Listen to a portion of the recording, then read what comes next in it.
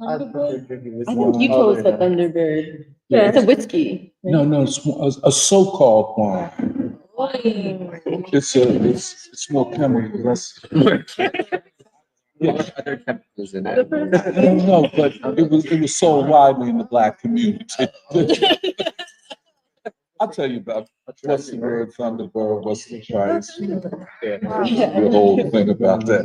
But I will talk. Thunderbird, Yeah. The joint that I was afraid of. It was like, Oh, it's cheap. No, it was like the equivalent of Fentanyl today. But it wouldn't not that bad. But you know. Yeah. It's like the Chinese rice one. Like moonshine. No, Chinese rice wine was natural. Oh, natural. All natural. all recorded. This is all fake. Fake wine. During the election. Primary source. Oh, really? They still sell it in the States. Oh, I didn't know. They call. What about Mad Dog? Yeah. We're going from crack to fentanyl. No. But it has an example. That's an example of one of those. But yeah. Oh, flavors. Yeah. In high school. You drank Mad Dog. Yeah, like the pink one. Thing that you buy. It's always the pink one. I'll probably go ahead and get started. Oh, yeah, we are. We're having too much fun. Okay. Good morning, everyone. It's always a good time to be together, especially in times like these. So I'm glad we're here. Today, we're gonna discuss the upcoming election, which I'm sure is on everyone's minds. So we're gonna first start with the election and the fact we're 10 days out and some thoughts from Doc on the election. And then we'll discuss BRICS, which recently happened in Russia. And then lastly, we'll talk a little bit about our upcoming Baldwin event in Chicago. So without further ado, I'll hand it over to our number one primary source for all things, Dr. Montero, from Moonshine to the election. No, not Moonshine. Thunderbird. Okay, Thunderbird. It's a different thing. Okay. Good morning, everybody. We're 10 days out from what could be one of the most important elections in modern American history, and important for reasons that many people are not aware of, and certainly the general commentary in the mainstream media is not sensitive to what I think is the main meaning of this election, and that is the alignment of forces and the realignment of political forces going forward. I did an interview with Margaret Kimberly of Black Agenda Radio, and she started the interview asking about Obama and his, I'll use this language to begin with, his imploring Black men to get out the vote for Kamala Harris, and the problem of Black men's lack of enthusiasm for her, he thought, was that we were male supremacists and misogynists. Which is not unusual coming for him. He has made a actual career of attacking Black men, from his election campaign in 2008 to one of the first speeches he gave in Chicago at a Black church in 2009, where he said, in effect, that the problem, Black men create a problem for themselves and hence for society. Of course, this goes back to Du Bois's Souls of Black Folk, and of course to Baldwin in so much of his writing. And It is the white supremacist trick or move to transfer the problem and all of the problems to Black folk and now to Black men. This line of attack became central to Black radical feminism going forward, and it has done damage to the unity of genders among Black people.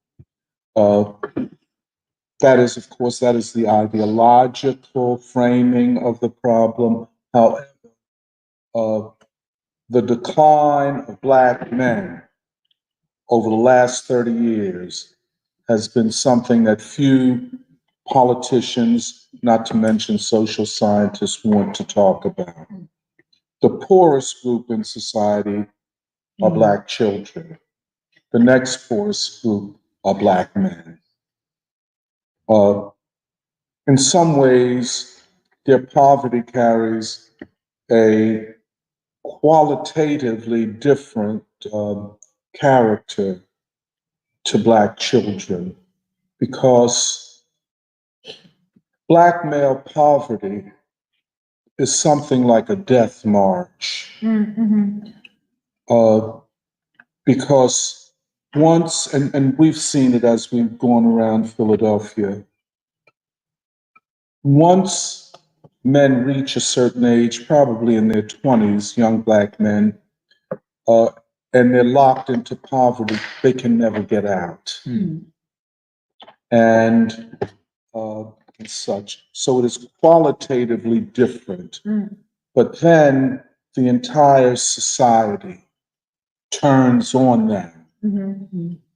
I mean, literally turns on them.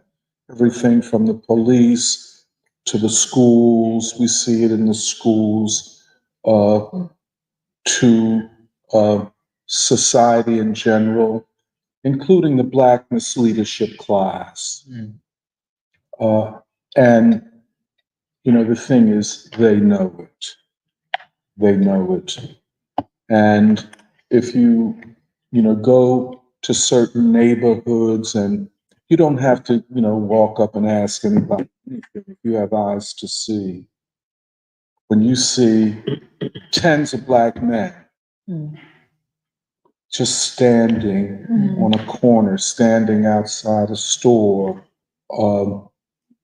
just walking aimlessly, you realize that these men are on a death march. Their life expectancies are far below the general life expectancy in the society. At any rate, Obama, to endear himself to the white establishment, and that's what his career has been generally, to be made a celebrity in the white world, and then to so-called strategies transfer the celebrity from white people to Black people. In other words, and this, this is among many oppressed groups, certainly Black people. Oh, Barack Obama is accepted by white people. He must be doing something right. That's that double consciousness. And then it works so strangely and so in such a hilarious way sometimes. Oh, he has to be a genius. White people accept him.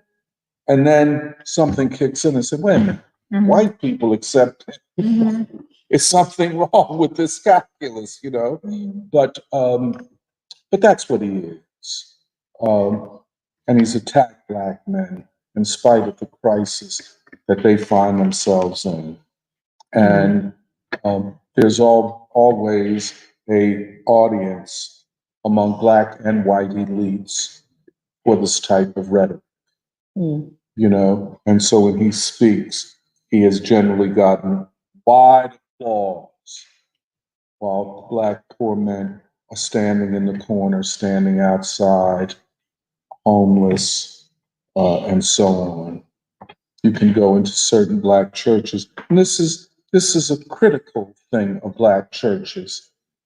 And we have to, the ideological development of the Black church, or some Black churches, since the civil rights movement, where they have turned their backs on the poor and on young men. Just one other thing, as an example, I was saying to some people this morning that I graduated from Lincoln University. It was founded, the first Black college in the nation, founded in 1854 as a college to educate Black men who were going into the ministry. And it was male. And then after the Civil War and Reconstruction, it took on the name Lincoln University after President Lincoln. And, all Black colleges that are named after someone are all named after abolitionists or Union officers. For example, Fisk University, where Du Bois got his undergraduate degree, is named after Fisk, I forget his first name, who was a colonel in the Union Army. Howard University is named after another Union officer and such. Wilberforce is named after the Methodist minister who opposed the slave trade. So it's quite an interesting thing to think about, that Black colleges that are named for someone are all named for anti-slavery figures.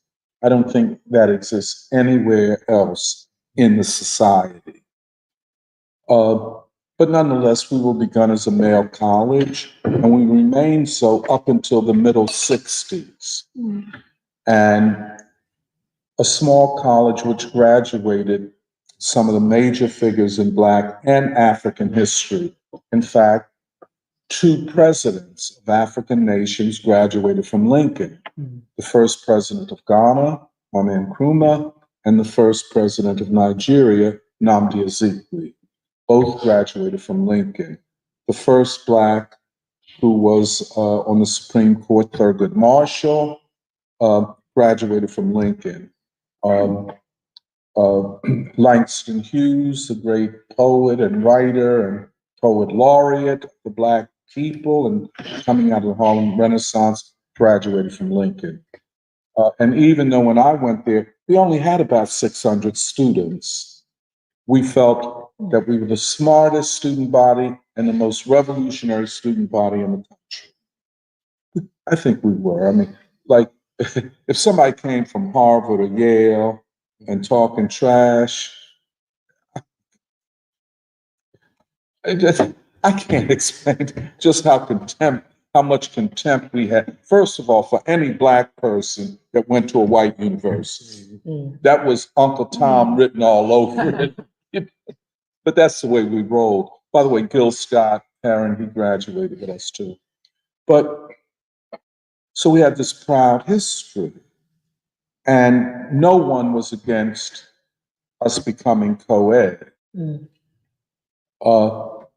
You have, for example, among historically Black colleges, some that were always co-ed, some that began as, let's say, all male and became co-ed, like Lincoln, and others who have remained single sex. Spelman remains a woman college, and it's a good thing. Morehouse remains a male college. Fisk was always co-ed. Howard University was always co-ed. What they would call A&Ts, that is agriculture and technical, were always like North Carolina A&T. That meant it, and that's where the great debate between Du Bois and Booker T. Washington kicked off.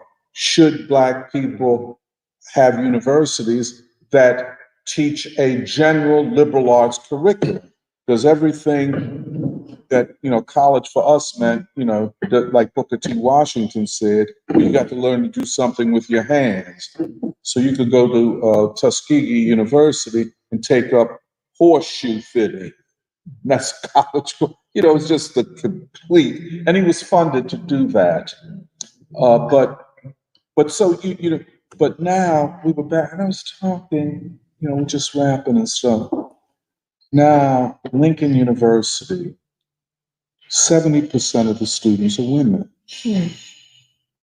Young men are so far behind from the beginning, from elementary school, that they cannot even get into a college, especially a historically Black college. And then, fraternities and sororities are a big thing at Black colleges. It's what they call the Divine Nine. That's what Kamala Harris was trying to tap into. The Divine Nine are the male fraternities and the female sororities. I mean, it's a very interesting thing, what they do, how they conduct themselves. I think it's going a little bit too far, but anyway.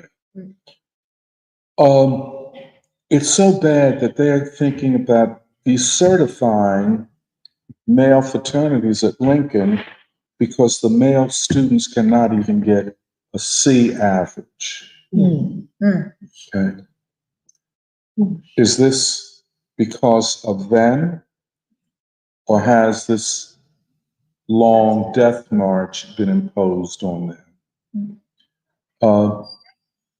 I say that to say that in the face of all of this, Obama, whom I do not consider to be a Black man, by Black man, we mean two things, and I've always meant this.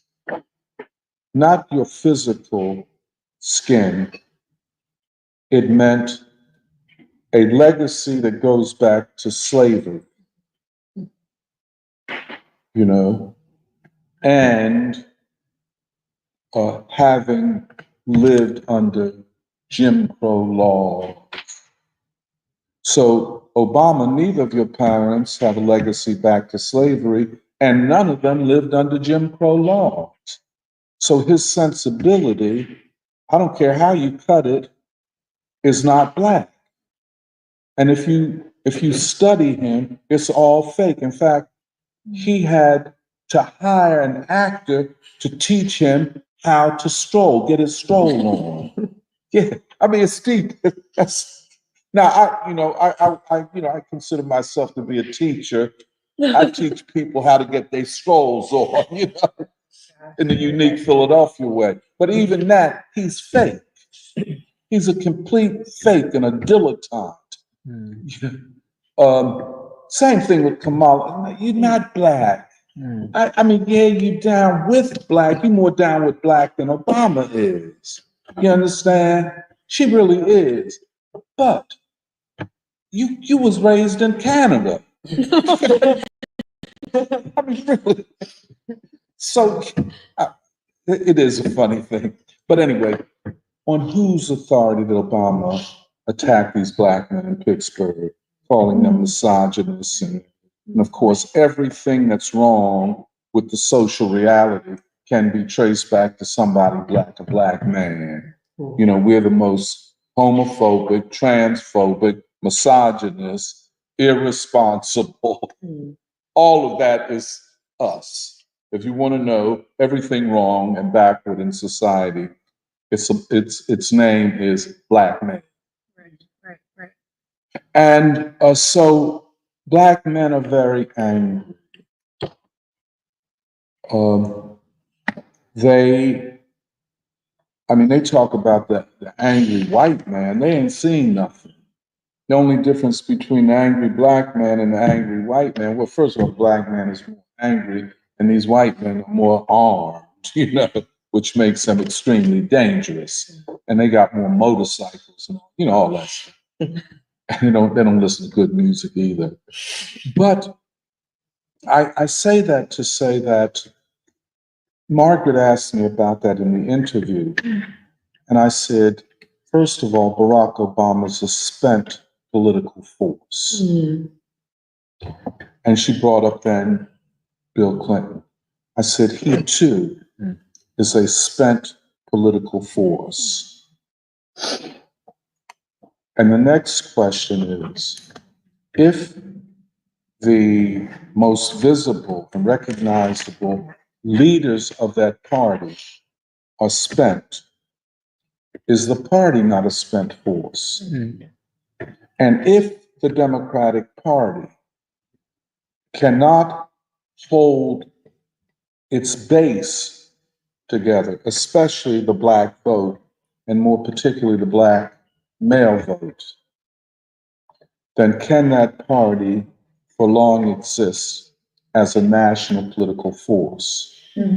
I would argue that the significance of this election is the way the various political and social forces are aligning themselves in such a way that neither party will be the same after the election. Each of these parties, and I think ironically the Democratic Party more quickly than the Republican Party, it is to the advantage of the Republican Party that they produce Trump.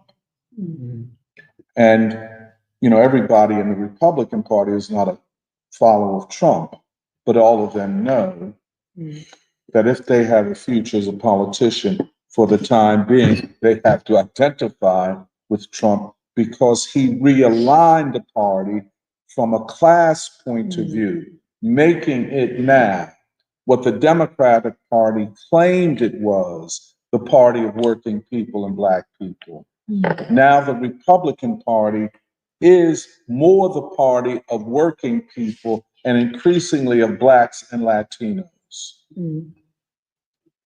Okay?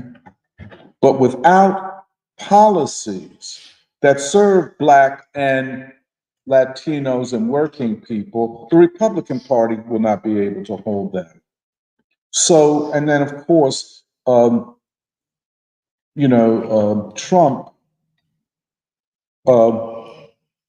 is so against what he thinks is socialism that he cannot adopt the policies that will do anything for this base of his election. So I think I just, make a long story short. The significance of this election is neither Kamala Harris or Donald Trump. The significance are the realignment of masses of people. Nowhere more dramatic than among Black men. Nowhere more dramatic. So much so that a few thousand, by a few I'm talking about 20, 25,000, maybe 30,000 Black men in the city of Philadelphia can decide who the next president will be, because Pennsylvania will decide the next president, I believe, and Philadelphia decides which way Pennsylvania goes, and the Black vote decides Philadelphia. So in a situation like this, a relatively small group of Black men, and I want to emphasize Black men, and Pooba and I talk about this all the time. Ain't nothing wrong with talking about Black men. It does not make you a misogynist to talk about the problems of men or Black men. I'm a Black man and I'm proud of it. You know what I'm saying? So don't try to shame me like I'm the cause of all the oppression in the society. Even some people even go back to say, Black men, y'all the cause of slavery. I mean, now they done got that deep in some narratives. But it's nothing wrong with pointing out that this highly alienated, highly impoverished deeply enraged and deeply angry group in the society will decide who, I won't say who, can decide who the next president will be. All eyes right now are on Pennsylvania. All eyes are on Pennsylvania because Pennsylvania will decide the election. I think the other thing is that it is so extraordinary how quickly the Kamala Harris campaign collapsed. Yep. I mean, it went up so quickly. And, you know, that's why at the convention they were talking about the politics of joy. You know, now it's the politics of, I don't know what's going to happen, whether I can hold this thing together, you know, but she can't. And I, you know, Margaret was asking me about Kamala, and she said, well, she doesn't have the political skills of Obama or Clinton, Bill Clinton. I said, well, I don't think it's only a matter of political skills. She was asked to do the impossible. She didn't know it was impossible at the time, but as it turns out, the impossible to become a candidate of change while you're the vice president in the administration. That is the administration of let's keep everything like it is. Right. You know, I mean, I wouldn't want to be in that situation. That's why she comes off as so indecisive, because every week they have to change her narrative. Yeah. Okay. So she probably has some skills, maybe not great skills, but you know, money can change a lot of things. And she got over $1 billion. So, you know, they could, you know, brand her and advertise her and market her in ways that could win, but not this time. Not this time. So, and then all of the contradictions within the society are part of this election. Like they say, and this is a false thing, Obama's legacy is on the ballot. Yeah. I had the misfortune of, you know, staying up late and looking at all of this on MSNBC. And, you know, all of these talking heads and so political experts, you know, it went from Obama's legacy is on the ballot. Now this week, fascism is on the ballot, you know, and then they shifted that to Hitler's on the ballot. They went to Hitler now. They brought back Hitler. They brought back Hitler. Yeah. I mean, so I mean, it's great comedy. I can tell you. You know, Hitler's on the ballot. So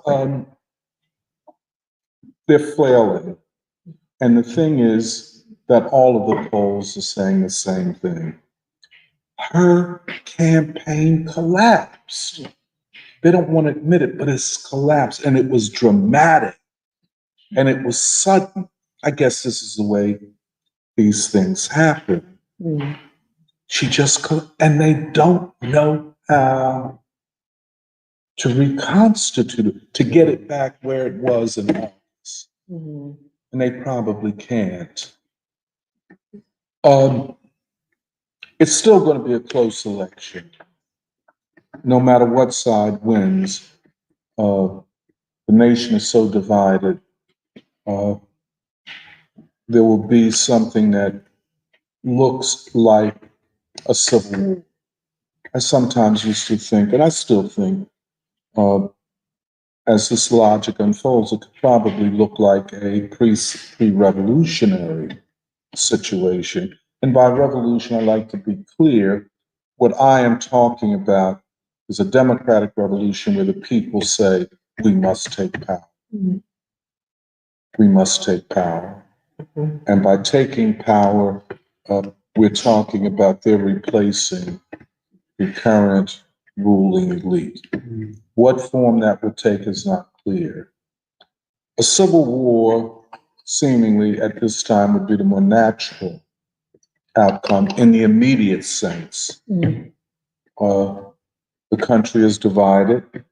Each side sees this as a zero-sum game.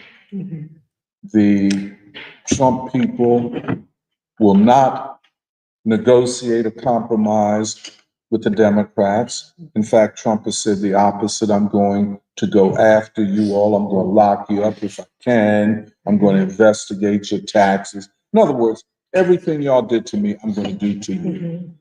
You know, so that's not a recipe for, you know, a united government.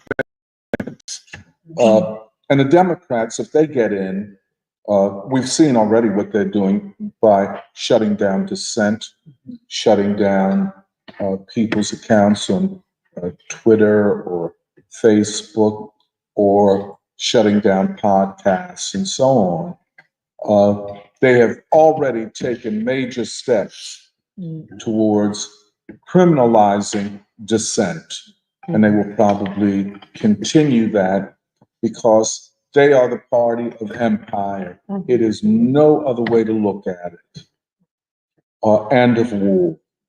And this is what makes it so complicated with Trump, who, see, people are looking for a moral center, not just a political center, not just a candidate.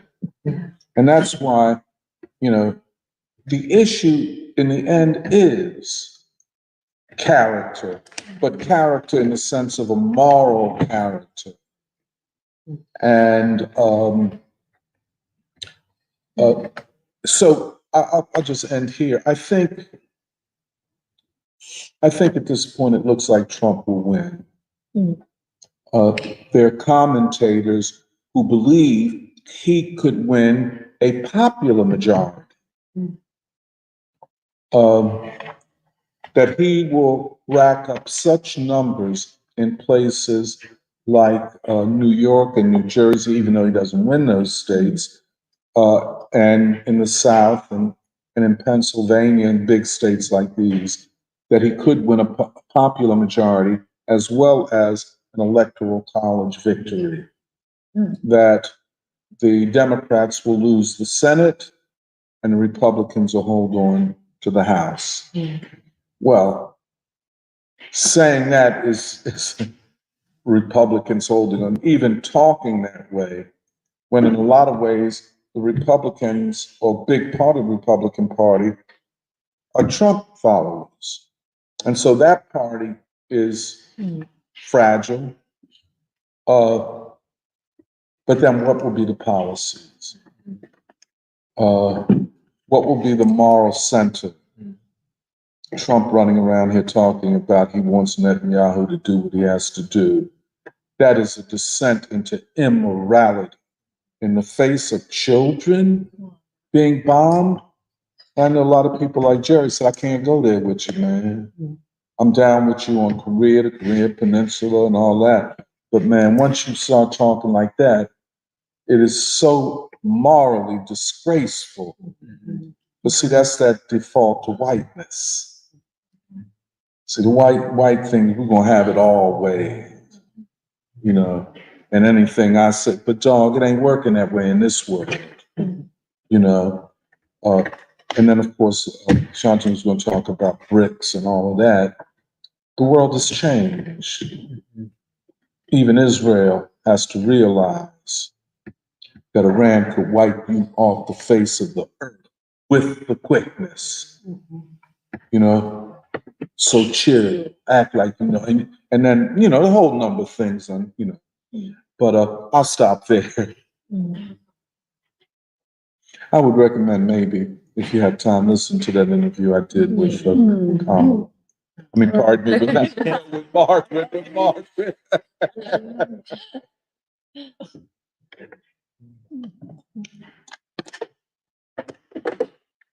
Yeah, that was helpful because the feeling of how fast Kamala's campaign collapsed is also why like my job had to change, because everyone within the Democratic Party apparatus is freaking out. And it happened like 2 weeks. I would say it happened 2 or 3 weeks ago. And it was a very quick pivot because my union was like, all staff are not supposed to do normal work. We're all supposed to be canvassing.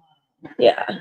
And that was a signal to me. Everyone, and there was this New York Times article that also I know Nuri read, where the AFL-CIO has a political arm called Working America, which has existed for a long time because Samir used to had canvassed with them before.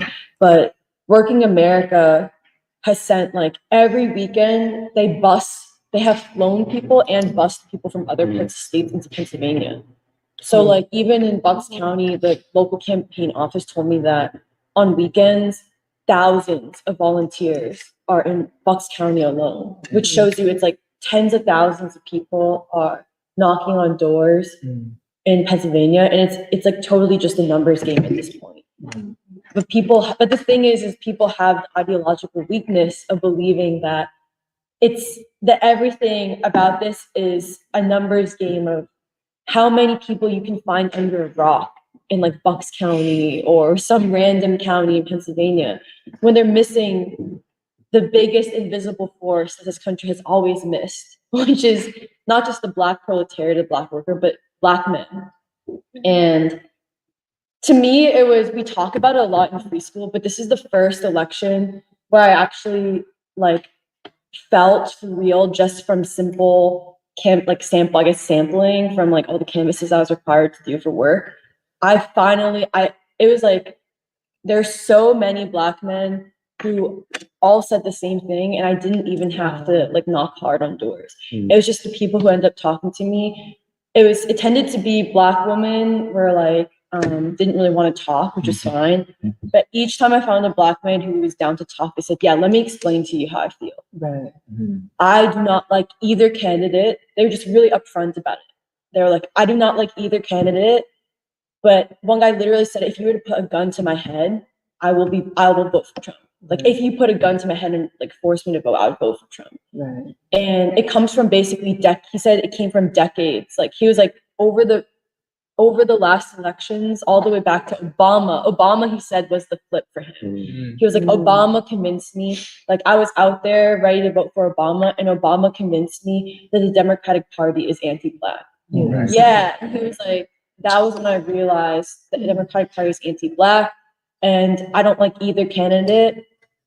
And the sense you get is Black men will not be voting at all, or you have a section of Black men who are going to vote. If they end up at the polls, they will vote for Trump. And I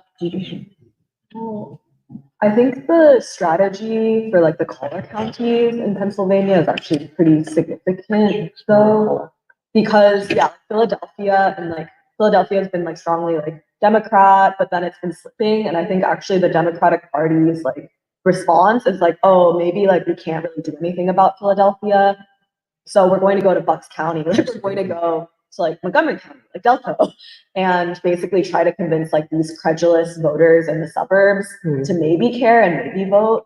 Because I think the difference, like I think that it is like a numbers game of like wanting to win the state or flip the state. But I think the thing is that I feel like they've assessed that Black voters or like Black men don't really want to hear like what they have to say. Like it's actually maybe in some ways easier to convince like a white voter in the suburbs to go either way versus like, I think like actually trying to win over or like vote, like double down on Philadelphia. And actually the biggest gains that the Democratic Party has made over the last like 4 to 8 years has been in like the suburbs of Philadelphia. And I feel like in some ways it's an attempt to like deplete the power of like the Black vote. But then, I don't know, because I think what you're saying about the moral center and like on the one hand, like the lack of wanting, like you don't want to participate when there's not like, there's no moral center, nothing to actually go for. But I think it's interesting that like in some ways the defection or like the opting out as like a silent refusal in contrast to like in some ways white like suburban voters like actually coming in for the first time is an interesting and like kind of worrying dynamic to me. Yeah, because when I read that article, I was really like kind of freaked out because basically for working in America, I think people are making like $30 an hour, but you have to also like log and record like 30 plus conversations a night. And so I think it's just really shocking how much money like truly is being poured into like what they think is enough. $30 an hour. Yeah. I got wow. I'm thinking about the side. Just like 2 years ago, I think I was making like 20 something, 22. Wow. But actually, a lot of people, like in that article, like there was somebody interviewed who was like, yeah, before this, I was making $14 an hour, like breaking down. And so this is the most money like I've ever made. And so there's a lot of like financial motive. Well, when I canvassed, I was making $15 an hour, and I was like, wow, I'm really lucky because all my friends are making minimum wage, and I was like $7.75. Well, that was back in 2016, and inflation was different back then. But as someone who grew up in the collar counties, as you said, which is I think it's like Bucks and Chester, and now I live in Delaware County. It's been a really crazy change in the suburbs of Philadelphia, where people from New York are coming, people from the West Coast are coming. People would, for a long time, trying to leave Pittsburgh because Pittsburgh was not in a good spot. People are leaving Detroit, and so all these people from the Midwest, they're not living in the city, but they're living in the collar counties. Right. And there's this idea of I heard today it's called the Acela corridor or the 95 corridor, which is all the big cities on the East Coast and how they're becoming a series of connected suburbs and exurbs. I don't know what an exurb is, but I just read that. And Suburbs of suburbs. suburbs and exurbs and suburbs of suburbs. That's sort of where I grew up, but the change has been really noticeable. Where when I grew up in Montgomery County, I lived near a gun range, and I grew up around people who had pickup trucks and dogs. And when I went back there, it was much more suburban. There was a lot more Indian immigrants, a lot more Asian immigrants. Where I grew up in Chesterbrook is the highest density of single Asian parents in the country. It's because they get divorced and then they want to put their kids in the best schools, so they go in. Okay, but there's been this change of the collar counties, but as someone who canvassed in Bucks and Montgomery, it's interesting that the Democratic Party's strategy is to go into those counties because it's so difficult to have a ground game there because it's all spread out. Bucks County is mostly farmland, and then the white women who they're trying to court out there are generally voting for Trump, like a majority, very slightly are voting for Trump. Whereas I feel like if you look at the Green Party strategy, they're trying to recruit the Muslim vote, whatever that is, which is like Arab Americans in the Midwest, in Michigan, in Minnesota. But I feel like I feel like the free school has a different take on it, where we think that no party is really targeting the Black proletariat. No party is really targeting, North Philly or the deindustrialized voice. I think we talked about how Trump, his voters come from counties that voted for Obama and got Middle East wars and became decimated by neoliberal economics. And then I just wanted to say, me personally, I voted for Obama the first election. I could vote in his reelection, and then I never voted for the Democrats again because I felt like I started learning about history, and I saw this one, I guess, slogan that the Democratic Party is the graveyard of social movements. So if you look at the civil rights movement, the Democratic Party is where the civil rights movement went to die. If you look at the women's movement, the anti-Vietnam movement, if you look at students for a democratic society, the Democratic Party is where those movements go to die. Like the leaders get absorbed into this corporate neoliberal party that speaks out of two mouths. And I think that's the main, thrust where people, if you want to attack the Democratic Party, they're going to come back at you and say, oh, well, don't you care about abortion? Yeah, I do care abortion, which is why I don't trust the Democratic Party with that issue, because they've been untrustworthy. That's where the abortion movement went to die.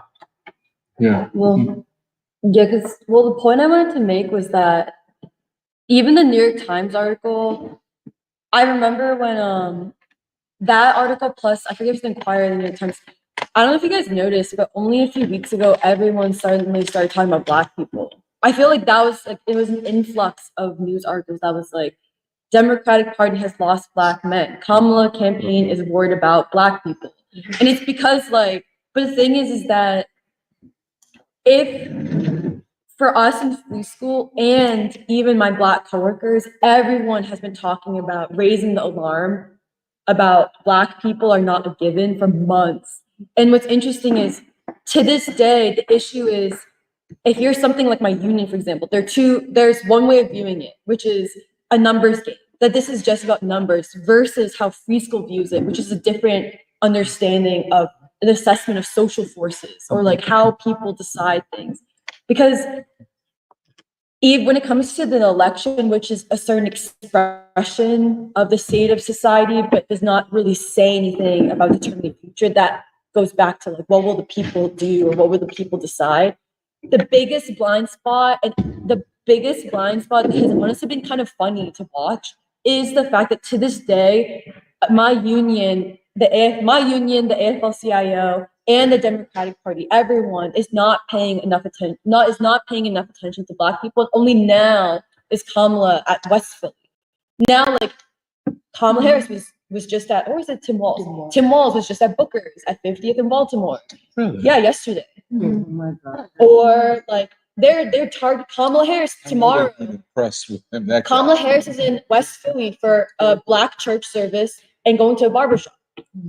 Which like, doesn't make sense because like barbershop is for men, but whatever. And So- John Legend and Jim Clyburn and somebody else are going to be at Mother Bethel AME tomorrow. Oh shit, I did not know that. Mm-hmm. So now everyone's freaking out about Black people, but where were you? Like, where were you all these months? Everyone knew that the chance, when we talk about law and chance, that the unpredictable factor in society is not your random white people in Bucks County. I had to knock on 200 doors this week. Everyone's decided. All these white people have decided who they're voting for. And they were just all pissed off at me. It's actually pretty traumatizing.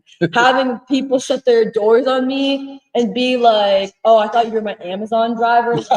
It was horrible. Like, and everyone in Bucks County has decided who they're voting for. No one is persuadable. No, literally no one. But the one unpredictable factor, and it's not just in this election, it is about the future of America, is Black men and Black people. Like that was what was the most interesting conversations were each time I was sent by the Democratic Party to Southwest Philly. And like the Democratic office was so happy when I showed up with Kathy that one Sunday, because no one signed. They were like, yeah, no one ever wants to sign up to canvass in North Philly, like volunteer for North Philly or West Philly because they're scared. It's like you have to, and actually, like for my union, you're paid $52 per hour. Say that again. You're paid $52 an hour Oh, boy, what? to canvass, yeah. And my union, I'm paid $0 because I'm a salary, whatever. But like members, when they bring out members, what they do is they bring out members who represent certain neighborhoods to send them out to their neighborhoods. So like, you do get like, my Black members would be like, oh yeah, I'm in the hood today. Like, she's like, all right, like I'm gonna hit up the hood tonight. And, which is kind of like a good strategy, right? Like that's kind of smart. They're sending like the Black members, Black parts of Philly, no one else wants to go. But like, yeah, when I had to do Southwest Philly, that's where you get the most interesting conversations because it's people who are undecided, not just about the election, but they're undecided about society itself. And the question of like, what will be the moral center? That is like what Nuri was saying. Like that is the question. Not really what white people kind of don't care, to be honest. They care. It was very clear that for them, they're concerned about policies. Like I had this one guy who was like, oh, I converted to Kamala this cycle because he was like, there are two people, the only two Democrats I like are Obama and Kamala. And it's like this normal white, like upper class white guy who was talking, like the only guy who didn't shut his door on me. And we were talking about it. And it was interesting because what it showed to me was he really liked Obama because Obama proved something to him. He was like, oh, like this is the kind of Black person I want. Like this is the Black person I like. Obama, so like eloquent. He's not like other Black people. He's more like me. Like it was so interesting. He was like, I will only vote for two Black Democrats. And it was kind of interesting because how usually people are like, oh, it's not that I don't like Black people. He was like, it's not that I don't like Democrats because I like Obama and I'm gonna vote for Kamala Harris this time. And he was like, I think Kamala Harris, she's smart and I don't like all her policies, but I think like some of her stuff. Can I ask you a question? Yeah. Did you find that the abortion question is playing among suburban women in a very crucial way? Honestly, I only talked to one woman. I have the woman, I don't know where they keep them in Bucks County, but they were not at home. It was just the men. Only the men opened the doors. That was interesting too. I barely saw. I did not talk to many women at all in Bucks County. I could not get the sense. I didn't get any sense of the abortion question. I didn't even get to have a conversation with a lot of people. Like I said, they just shut the door on me. Once they saw I wasn't delivering an Amazon package, they shut that door on me. Yeah, I don't know from canvassing, but I don't actually think. Well, that's not true. There's some. One white woman I did talk to in Bucks County, she did say, she said that she was concerned about like abortion or free. She was talking about freedom. She talked a lot about like wanting to keep her daughter's freedom expanded, like the assumption that like reproductive rights associate with freedom. But I got the sense had more to do with a lot of, because the neighborhoods I was sent to was pretty upper class neighborhoods in Bucks County. And a lot of those people, I think they look down. They look down on kind of like their neighbors who are voting for Trump and Trump himself. But we didn't really go, it was hard to know my assumption was that Bucks County itself is a county that has changed a lot because Bucks County, like I think there's a battle between those who like are rich and then the ones who have always just been in Bucks County, like rural. Yeah. This, and I think Samir would understand this. There's gentrification in the suburbs. Yeah. They're being gentrified. Sometimes white people gentrifying white the white people, it's white on white gentrification.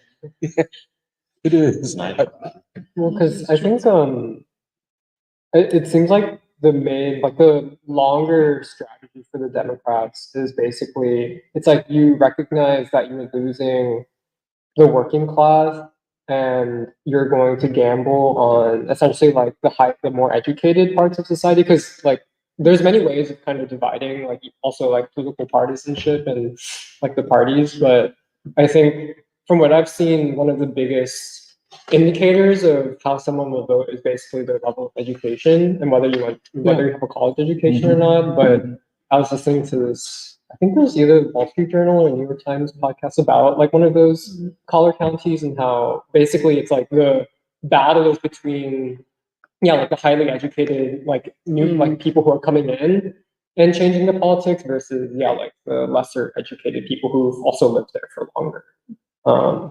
But yeah, I think part of what's interesting is it's like the Democrats have basically resigned themselves to like our main constituency going forward is going to be like essentially like white liberals, like highly educated people, and we're fine.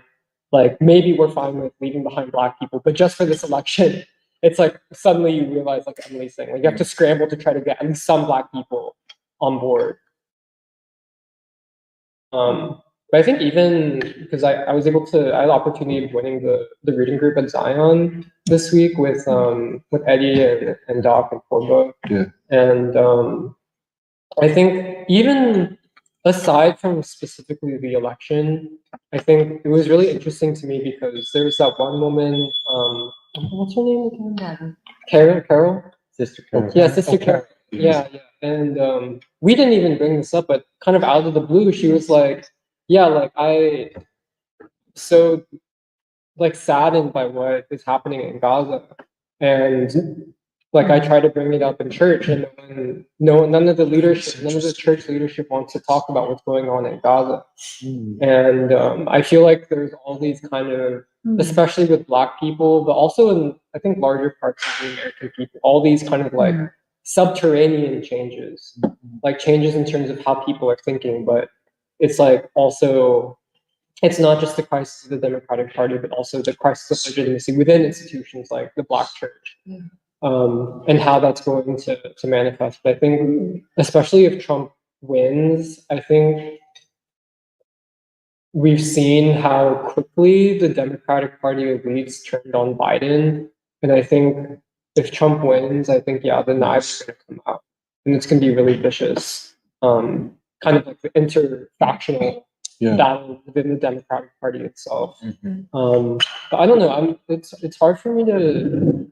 I was curious what you said about the possibility of like something that could look like a civil war, because I'm curious if like it would actually manifest in political violence itself, or more in the form of like kind of like legal battles, like lawfare and stuff like that, which like the Trump campaign has been facing. Yeah, it just makes me. The last thing was that I think it makes me sad because like Stevie Wonder has that song Big Brother, where he's like, it's like you only come around during the election time, and like if in the meantime I live in the ghetto, and yeah, I think even that story of like, yeah, how did someone like Stevie Wonder end up becoming like a proponent for the Democratic Party? In the face of that, I think is a story that maybe reveals more about like, yeah, the Blackness leadership class and all that. Can I just, I'm sorry. No, I just wanted to, just a brief explanation, because I think about that too. Stevie Wonder, so smart in many, many ways, and in a lot of other ways, a social critic through his music. How do you end up here? And it's and Patti LaBelle, of course, who was not Stevie Wonder, but you would expect more from her, given who her audiences are. I think, they're spent forces. They're exhausted.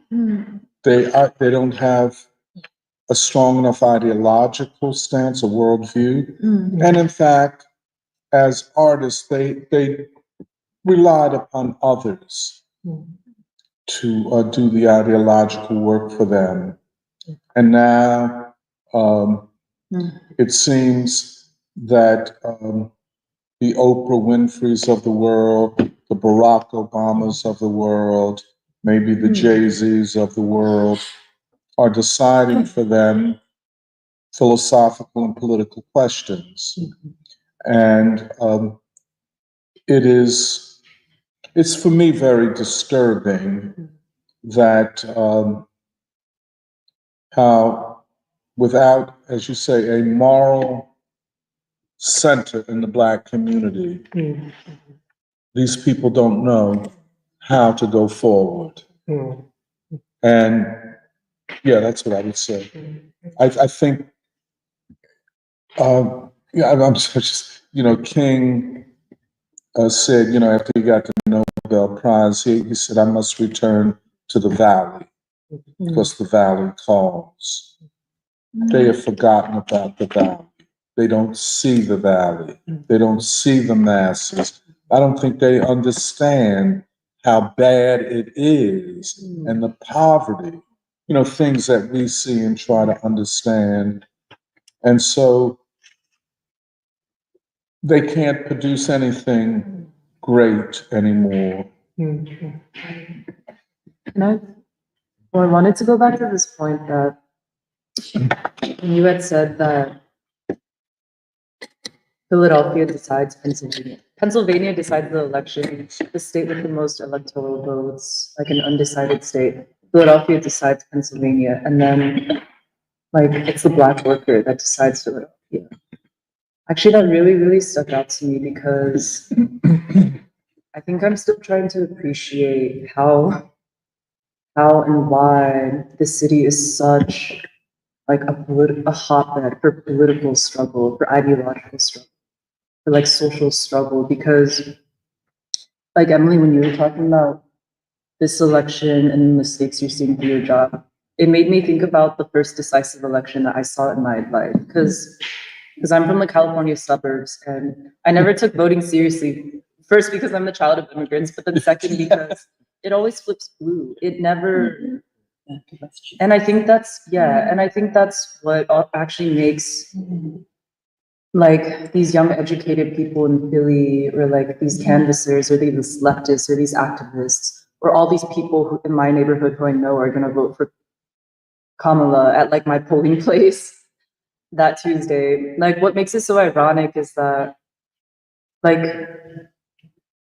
do you understand why this is a swing state? Like, can you comfortably proceed on liberal attitudes like we Californians do?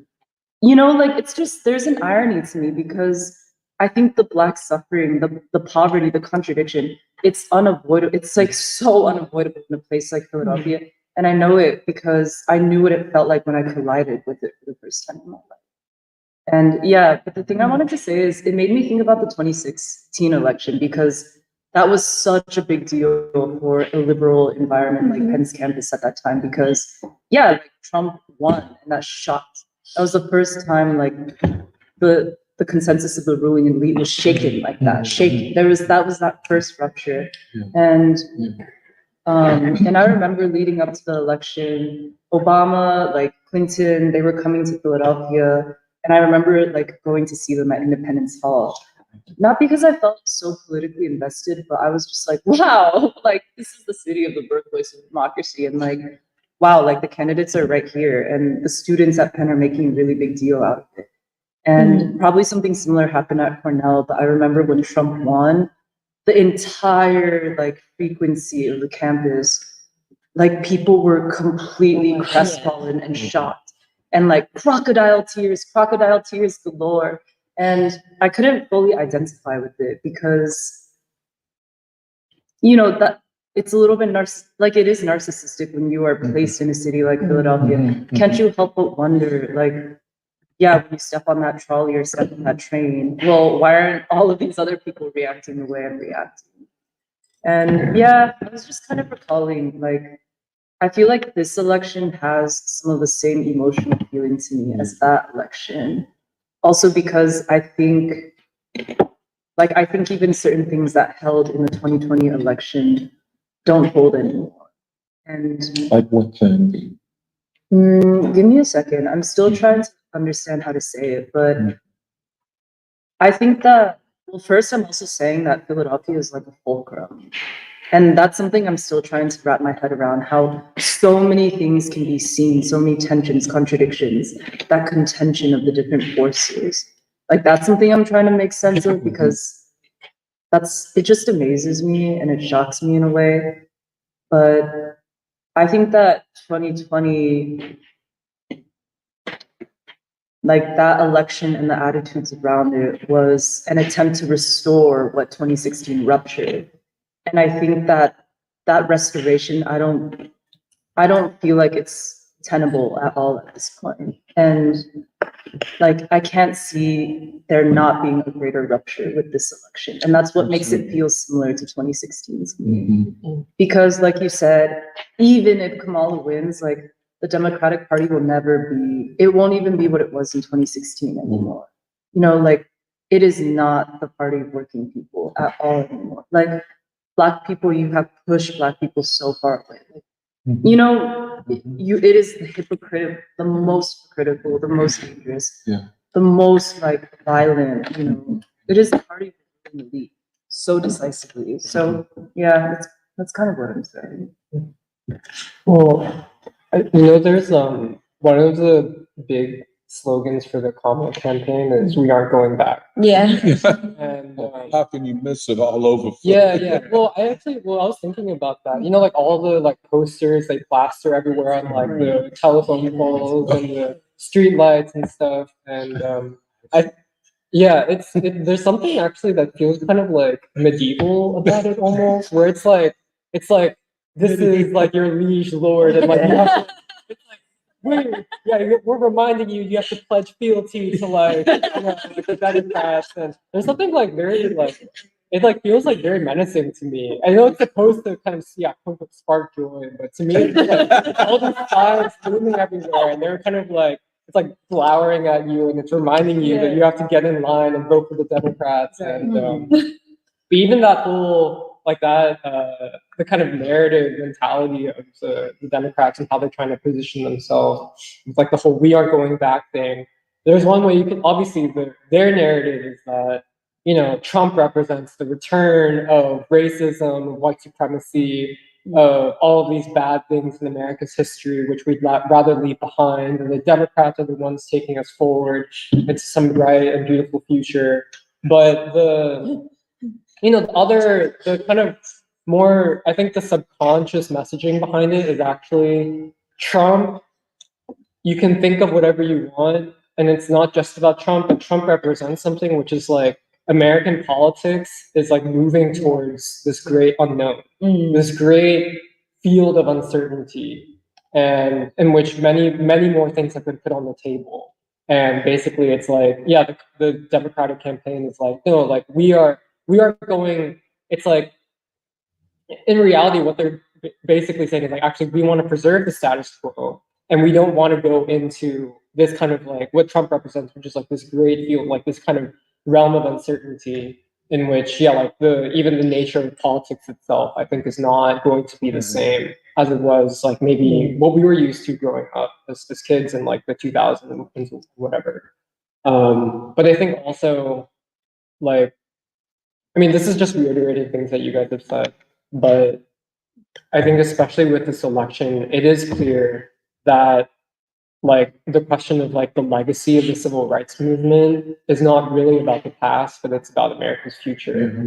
And that's where I think we've also talked about this before, but what a moment of political realignment means is a moment in which the most important existential ideological questions get put on the table, and in which people are the most open to actually talking with each other and actually trying to work out what these questions mean for their future. Um, and yeah, I think similarly, like the part of even like this question of like the moral center, it's like I think for a lot of like white liberals, the justification for why they vote for the Democrats and for Kamala is the image of Black people that they have, which is that, oh, like maybe I'm uncomfortable with, I don't know, I feel like I see this rhetoric a lot, but it's like maybe I'm uncomfortable with what's happening in Gaza, for instance, but like the Democrats are for Black people and I don't want to be against Black people, so I'm going to vote for the Democrats because it like, otherwise, the alternative of Trump is that Trump is going to attack Black people. And so like this image of how even like white liberals imagine Black people, it's very central to even like how they behave politically. But it's kind of like, I think in that sense, it's like for the rest of the country, like this election, it's bringing out the fact that Black people still occupy this like central place in their kind of more like quote unquote their moral framing and their moral compass and what they think is even like a moral thing to do. And the funny thing is, or the irony of it is that like your imagination of Black people is not really grounded in the reality of like where Black people are actually moving, which is what's so disturbing to like the kind of like white liberal mind or white liberal consciousness. Yeah, and I, there on the one side you can understand it because they will say, well, the Democratic Party signed the Civil Rights Bill, Johnson. Barack Obama is a Democrat. He was the first Black president. Now Kamala Harris, the first, Black vice president.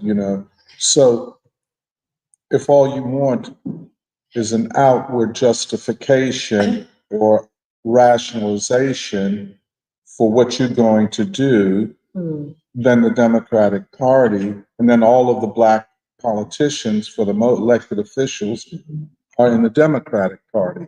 Now, there's one thing that throws the monkey wrench into that whole narrative. Well, Black people are divided by classes. There is a working class, there is poverty, and the most unhappiness and dissatisfaction is among that group. Now, you can rationalize that away by saying, well, they're just irresponsible, and if Trump wins Pennsylvania, then there's going to be a lot of finger pointing at Black people who did not vote or voted for Trump, or for Jill Stein, or maybe wrote in Cornel West. We will be the ones, the whipping boys afterwards. But it really doesn't matter anymore. I cannot tell you, it doesn't matter. The kind of shaming, the kind of put down, and but they don't recognize the class division that are very pronounced these days among Black people. And even in a city like this, what we have seen, what we look at, and especially in North Philly and Blase, but and that is, and of course, we're dealing with the liberal imagination of progress. See, their idea, and a lot of people, this is what the Democrats try to promote. Look, Black people have made progress. But then let's go to the schools. Let's see how much progress has been made. Let's go to these neighborhoods. Look at these Black men. Look at these Black children. And that is what we don't want to look at. And I think now, this is what Michelle was saying. Something exploded in the political atmosphere.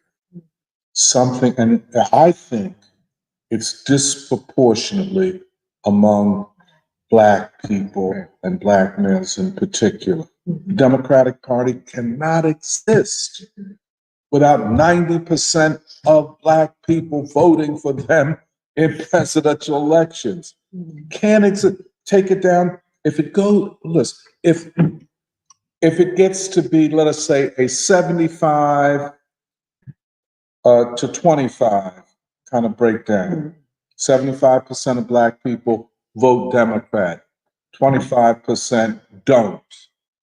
And then you add to that those that didn't even turn out to vote. The Democratic Party can, and the Blackness leadership cannot survive unless they can act as a managerial class, not for society as a whole, but to manage the Black poor.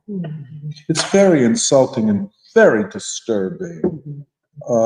And how this group is so, I find them intolerable, morally disgusting. And I know many of them. And I've been sometimes their victim. Never, person like myself, never, embrace. I didn't want to be a part of what they were doing, but not even respected and often pointed at and disrespected no matter what I do. And so now, can I just tell one other story? You might find this interesting. A good friend of mine, a journalist, a respected journalist and professor of journalism at Temple University, he called me. Did I tell the story? And, they told me, explain to me these Negroes. Sometimes, see, that's the other N word in certain usages. But they tell me these Negroes, all these Negroes voting for Trump or supporting Trump. So he left a phone message. So I called him, hey man, call me back. Then we went back one more time. And then he got the message that in 2020, I said I voted for Trump. So then, boom. But this is before the dam broke and all these, as you said, all these Black men, they started going into barbershops, ordinary cats that, well, no, I don't see it that way. Or they go in, well, not in churches, because it's so interesting, like you say, Emily, you know, I think you're becoming quite a sociologist, I have to say to you. Yeah, by force. Yeah, but you learning certain skills, you know, to listen, by the way. Mm. They're not in the churches. You know, we kind of saw it at Zion, where the men in the churches don't have the same anger and rage that the men who are not in the church. Such men will not go to church. They won't, Yeah. because of all kind of reasons. I can't explain them all. And one of the things that they brought up about Philadelphia on this MSNBC thing, and I think they got this wrong. They said the majority of Blacks in Philadelphia identify as Muslims. Mm. It's not the majority of Blacks, the majority of Black men identify as Muslims. About 43% of the Black population identifies as Muslim. Now, that can mean anything. That doesn't mean Nation of Islam. That means some Sunni. But, you know, you see all these Black kids named Jamal, you know, or Yahya. A lot of people, I know a lot of cats named Yahya. Yeah, Yahya, man. Even before I knew of Yahya Sinwar. Yeah, it's interesting. But that is a rejectionist position. We reject your religion. We reject your compromise. And they see Islam as a more morally consistent. So that plays into this. Then another friend, Ryan Boyer of the Building Trades Council, he got a group of African American Muslims together, and they had a press conference announcing their support for Kamala Harris. But then another group of Muslims came out and said, "We're not a part of that." Yeah, I mean, it's this beautiful drama. I mean, it's politics as drama, and they said, "No, we're down with the Palestinians."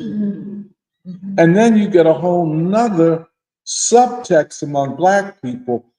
Black people don't like to see children killed like this, especially given our history. You just can't overlook it. So all of that is going to either animate a vote against Harris or force people not to vote because they can't decide, because Trump is morally inconsistent. And that's always been his weakness. He does not know how to make a moral choice. He doesn't know how to do it. And that works all right for a lot of white people.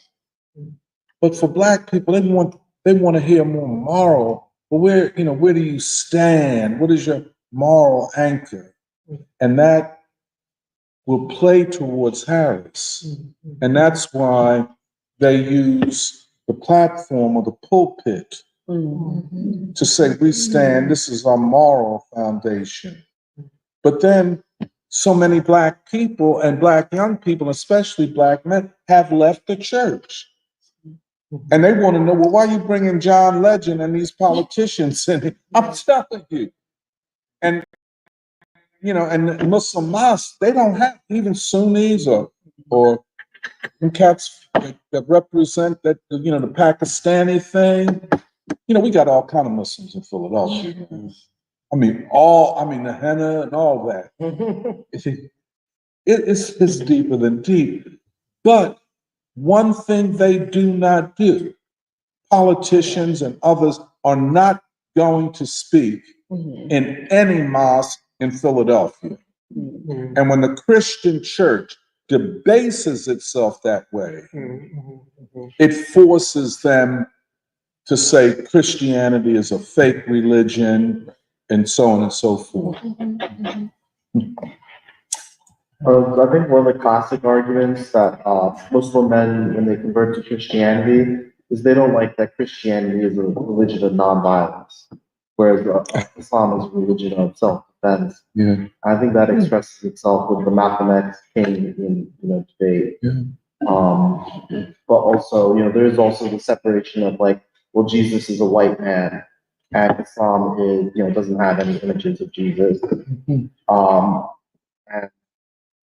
also the militancy of Islam associated with self-defense or anti-imperialism in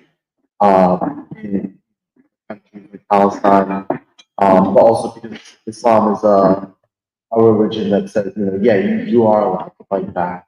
But this doesn't mean that, in the nation of Islam, they suddenly violent. But just that barrier is different. These are all reasons. You didn't want to get into it, but I thought I'd get into it.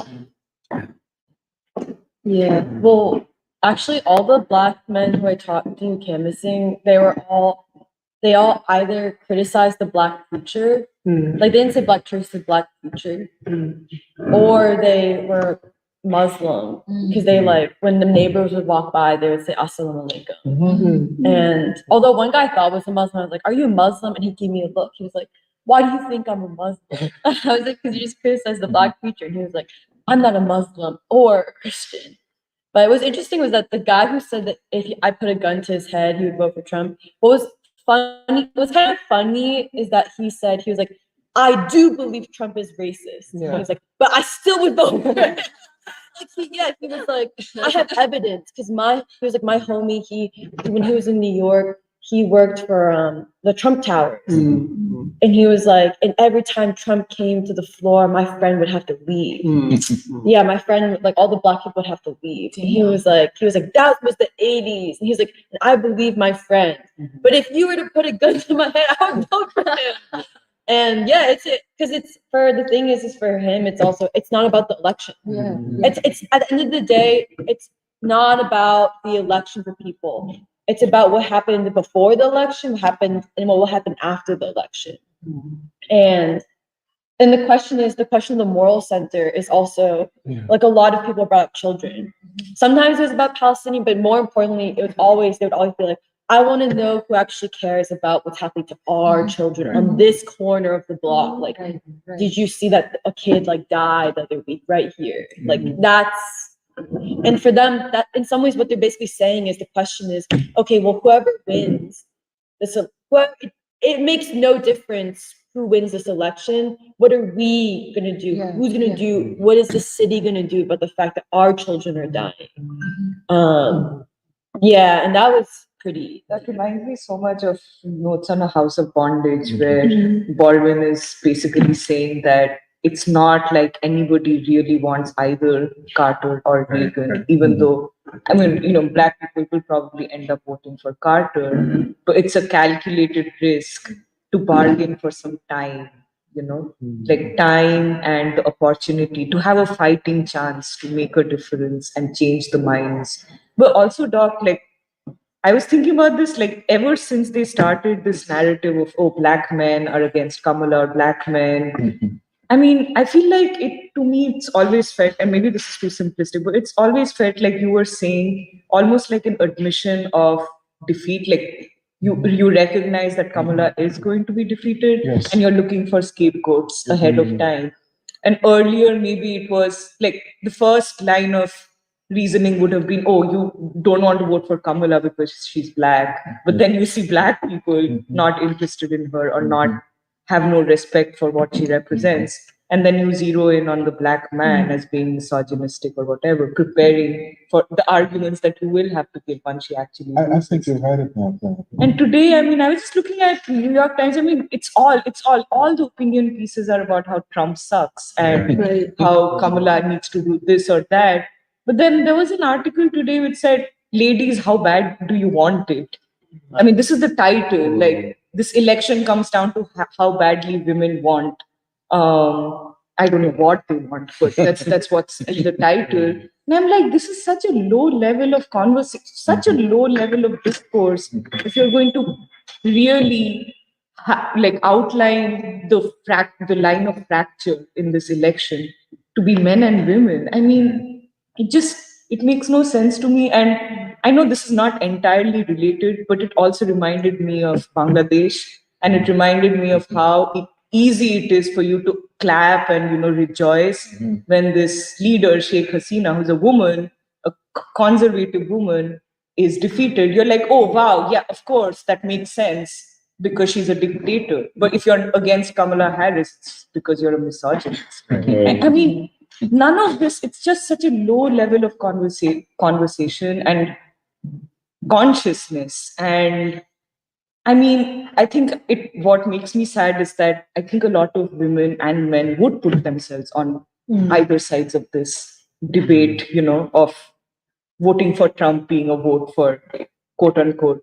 men, or voting for Kamala being quote unquote a vote for women. But again, I guess it comes back to what we have been saying about the moral center and the idea that the moral center is to be found among the people, which is also the point of the Year of Baldwin and the literacy campaigns, because it's like Baldwin also says, it's not going to be the representatives of government who decide what the future of America will be.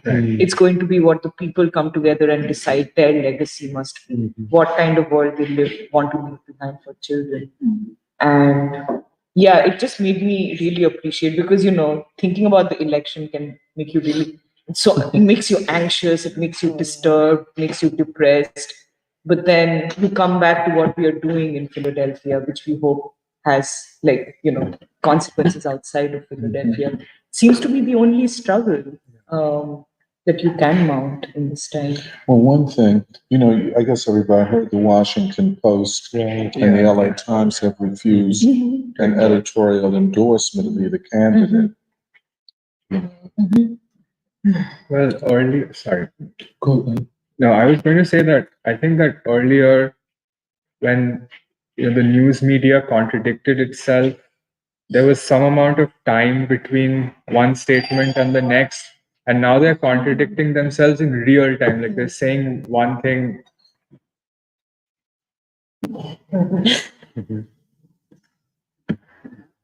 They're like publishing two articles on the same day which say two different things, and two different narratives, whatever sticks on the wall, essentially. And I thought of that when I was thinking that, in 2020, the focus was the racist white republic, and now it's the misogynist black republic. I mean, what essentially are you trying to really say about the people of your own country?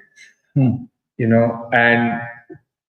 I was thinking about this because, yesterday I was reading a New York Times article, and there was a line there which I want to read out, where it was like Arab and Jewish voters.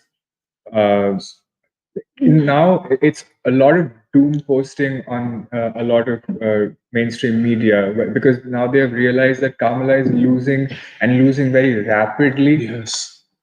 Now they're trying to say that why, like before the election even happens, they're like black people, Arabs, essentially everything. And and then there was this opinion piece saying, but it says, however you feel about the Gaza war or what is happening on college campuses, vote for the candidate who is best for the future of America as a whole. And between Trump and Harris, that is unquestionably Harris. And I'm like, so leave aside the genocide, leave aside the brutal crackdown on students who are trying to fight, who are trying to wage a principled struggle. Leave all that aside, and then think about what the options are. It's just so unprincipled. I read that. It's hard to get your head around. I mean, it's like, leave your morality aside for 1 second and think about. I think this makes me think that the Democratic Party at this point, they are banking on the fact, or not the fact, but they're hoping against hope that the American people are morally corrupt. They're saying, please make make the immoral choice. Make the immoral choice of supporting a candidate who has done nothing for you, waging war, 2 different wars in 2 different places on the planet, killing women and children, but yet this is the best option for you because why? Women's rights, LGBTQ rights, and abortion rights.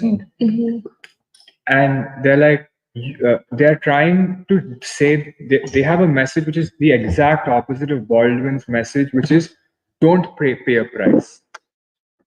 You do not have to pay a price for change. Let the status quo remain, and we'll give you crumbs off the table. And there will be no noticeable change in anything that has happened, and this is what it is going to be. And I think about this, and I think about like what this is a state saying,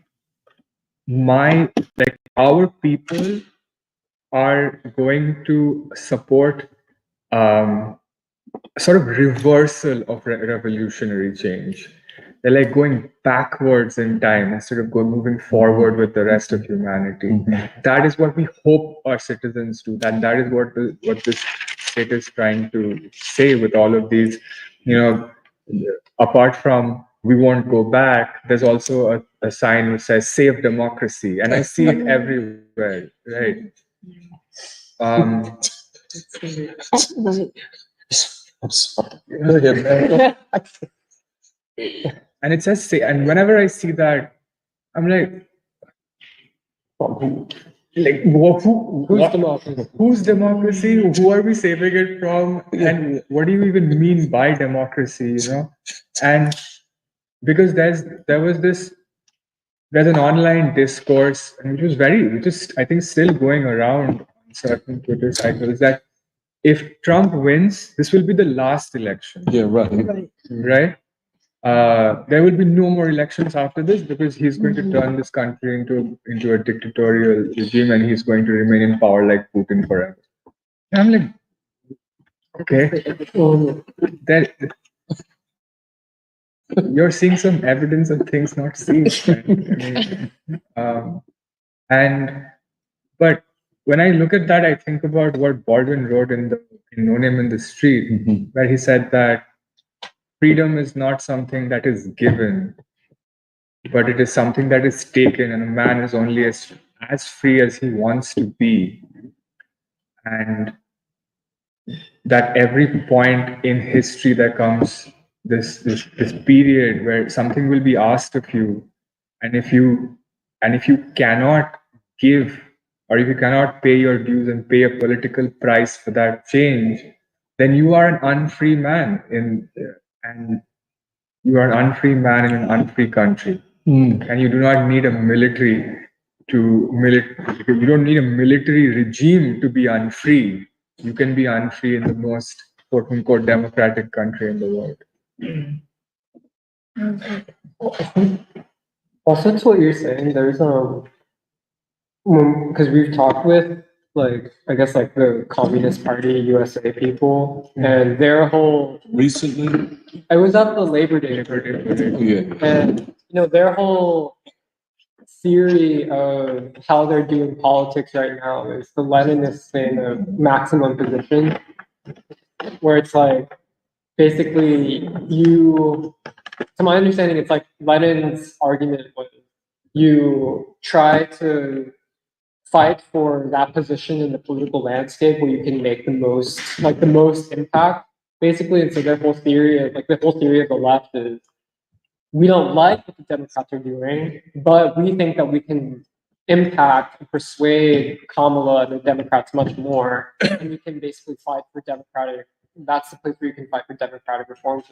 But it's the ironic thing is actually you can make the reverse argument that maybe a Trump presidency gives you the maximum position for actual kind of quote unquote democratic at least debate and dialogue, which I don't know. I think that was something that came to mind because there's a liberal argument, but even the quote unquote communist argument is that the Democratic Party represents that place where, quote unquote, the left can make the most impact and have the most say in the political landscape, and that they won't be, quote unquote, jailed by, you know, a fascist like Trump. But I think the other thing too is part of what, you know, when they say like our democracy, we need to save our democracy. I think because I like, yeah, like I spent a summer working on the Hill in Congress. Like others of us have spent time in DC. Like, and this was in the, I think this was, yeah, for me, it was like 2017 after Trump had been elected. But the amount of, it's not just the corruption, but the decadence that's there in Washington, it's hard to overstate in many ways. It's like this kind of obscene, like everyone is so comfortable, everyone knows each other, they're all networking all the time, and there's a sense of yeah, like everyone is in on the joke. And I think that's what, when they say like our democracy, they're not just talking about political institutions, they're talking about a social system which exists amongst the ruling elite and the people who are trying to get entry into it. And that's what their word is going to be under attack. It's like this really, and yeah, like I think this is what increasingly has been exposed to the rest of the American people. But like for people within that kind of social strata, I think that's what they're most worried is going to be threatened by a Trump presidency. Even whether it's like real or not, I think it's that kind of, it's both psychological, even like a sociological kind of understanding of like how the elite operate, the way that they communicate with each other, and how they understand like the kind of basic paradigms of like what's normal, what's like what should be allowed and what should not be allowed. And I think Trump basically represents a threat to that, not just like an economic system, essentially a social system that exists amongst the ruling elite, which I feel like I like was able to see at least in part, like being on the Hill. And the other thing I wanted to say was, yeah, this question of men, I think, is really important. And in many ways, Black men represent, yeah, like the canary in the coal mine of problems which are now spreading to all men, I think, in American society, in which, yeah, like whether it's Black or white or Latino, like basically the growing trend is that men are not going to college, they're falling behind educationally, and the only real solution that's being offered is like trade jobs, basically, and like job training and stuff like that. But I think there's, because yeah, like I think the quote unquote the gender politics of the election are being talked about as well in like the news cycle and stuff. But I think specifically like, yeah, what American society has both done to men, but especially this question of like why is it that like especially young men feel like they have no control over their lives. And I think that's part of what's driving, like most viscerally with Black men, but even for other, and like, you know, it's kind of explained away by the media by saying, oh, these men are angry, they're misogynistic, and like, yeah, they don't like Kamala because she's a woman and all that stuff. But really, I think there is anger, but a lot of it is like, yeah, like especially young men, I think, yeah, like they feel like they've been attacked by a system. They feel like they've been cheated out of the system. They feel like it's a system which basically is not really for them. And I think, yeah, like there's many other ways of explaining it, basically. But I think this, like part of what's interesting is, yeah, like all the problems which are now being seen as like general American society problems of like the drug crisis, the crisis of young men in particular, all of it starts with the Black community and then it kind of spreads out and metastasizes across American society as a whole.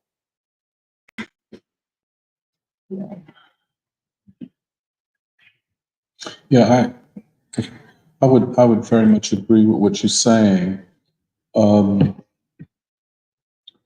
the issue also, and it's something that we spend a lot of time addressing, the modalities of social transformation. And one of the things that we try to do is to clear, you know, to clear the ideological jungle. That's not the word I want to use, but to separate what is ideologically progressive, and I want to, and that's not the best word for reasons I'll explain, from what is ideologically backward. So it's such an irony for Kamala Harris's campaign to talk about we will not go back. Well, we've already gone back, way back. But when you mention the Communist Party is kind of one of the elements of this broad left, white left, which includes, the AOCs and the Bernie Sanders. One thing that I think is common among all of them, they are very, very comfortable with the rule of a neoliberal elite. And they will call it democracy as long as the establishment calls it democracy. They don't question anything and then try to throw Lenin in there to give some authority to what they're saying. And I'm always asking the question, well, why didn't you throw Edward Bernstein in there? I think he more accurately reflects what you all are about. But I just want to tell you about a conversation that Todd Doherty and I had through texting. It's very interesting. And he was asking something about our relationship to the Marxist-Leninists and so on and so forth. And I think especially the American Communist Party, this faction or offshoot of the Communist Party USA. And one of the things I said, they're not interested in talking to us. And we're not going, and we're not, I didn't say this, but we're not in the business of begging anybody to have a conversation with us. And I said that, the American Communist Party, you look at their book list, their reading list, they start with Mao's 4 essays on philosophy. I have no problem with it, but when are you going to get to Baldwin or Du Bois? When does the American people and Black people in particular take on any significance for you all? And I know the answer already, never. And the best they can do is patronize Black people. But it is the question of the transition to a people's democracy. How will it occur? We don't know yet. One thing we do know, as the prevailing system, which is not democratic, it is not in substance democratic. You cannot have a democracy with all of this poverty among Black people. So they say, oh, but Black people are only a minority. And that's what they always say. They don't use the word, when they used to use the word minority, whenever they said minority, they meant Black folk. You don't want to say Black folk or Negroes or whatever, you just say minority. And that was a way to tell you stay in your place, because we're the majority. But it is always the case that highly motivated, discrete groups who are highly organized, and just those words there, in many ways describe Black folk. More ideologically advanced, more morally centered, blase, blase, blase. So if you want to talk about the working class is the future, well, that doesn't say anything, and that's part of the problem. They cannot make a case to the working class that they should stay with Kamala. They cannot they've already lost that. The trade union leaders have lost it. The Black misleadership class has lost it. They have lost it. And now for these people to come up from the rear and say, we're going to save the Democratic Party. And that's what they said. We are going to save the Democratic. What is there to save? War? Neoliberal economic policies, deindustrialization? Well, they say, well, what does that mean? You're going to go to the Republican? No, not at all. Oh, by the way, there are many, many people who vote for Trump who do not agree with Trump. Yeah. That's an easy calculation on November 5th. I can almost hear, like the man that you talked about, I don't like Trump, but I'm gonna vote for him because the system needs to be shaken up. The system needs to be shaken up, and we need something new. How we get there, people say, I'm not quite certain now. You know, but yeah, it's.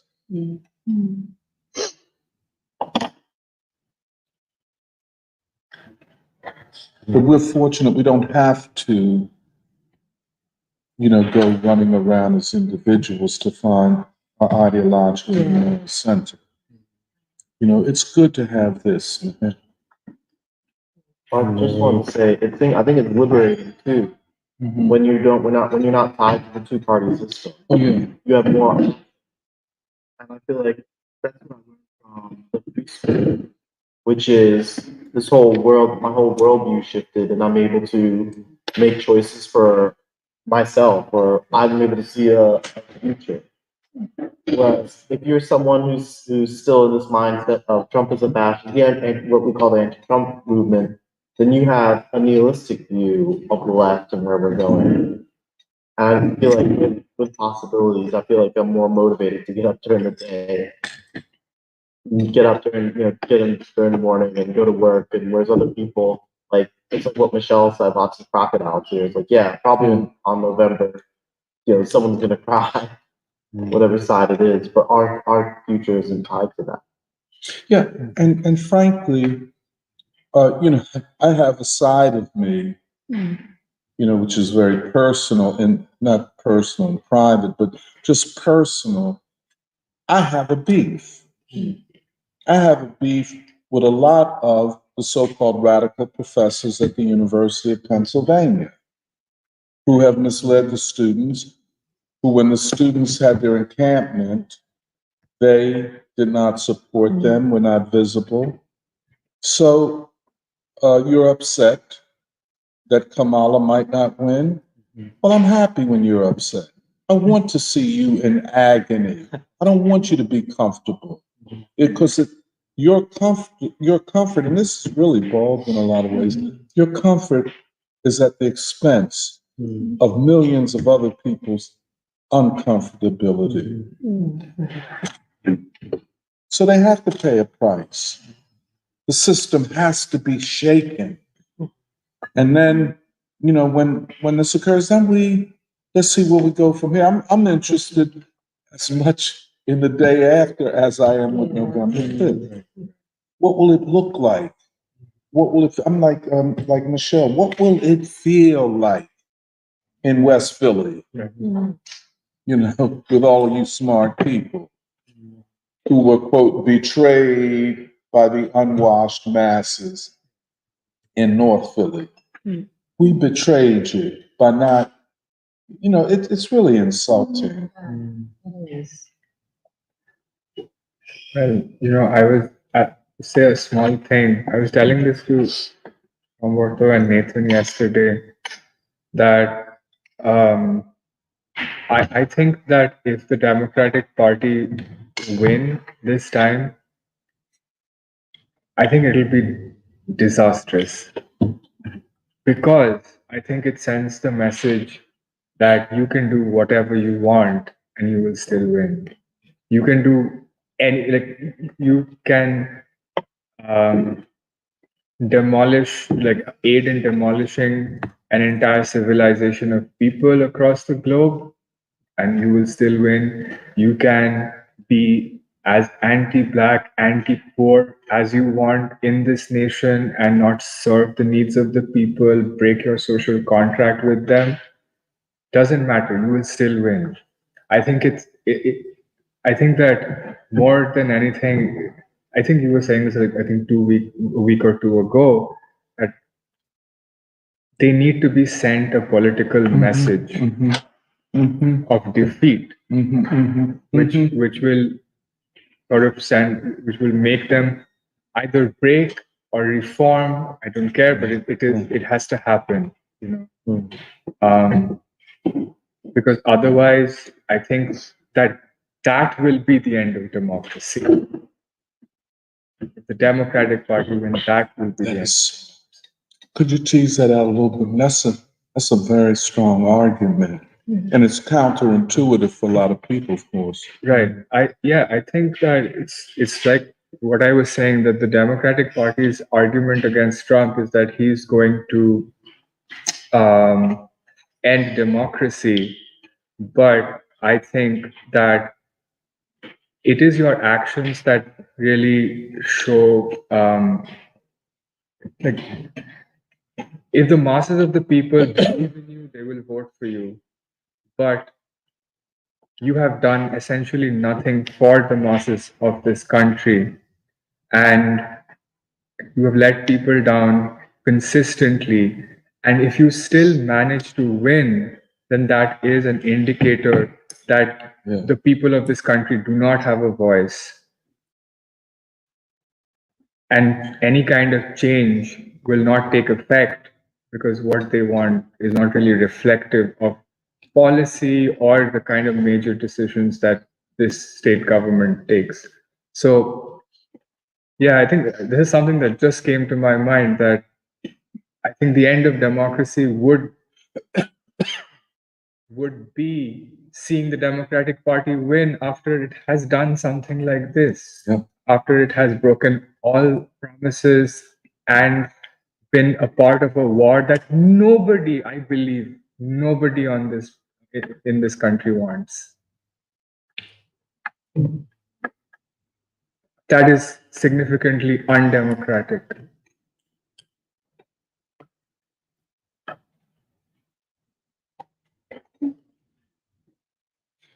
Let's see if we have some chat. Oh yeah, there's a lot happening in the chat. Oh, really?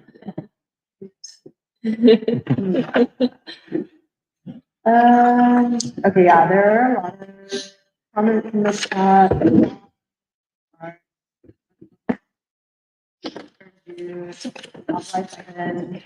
Rhonda, Matt, and the National Lawyers Guild review. Good morning. Pittsburgh 7 says, "Good morning, beautiful people.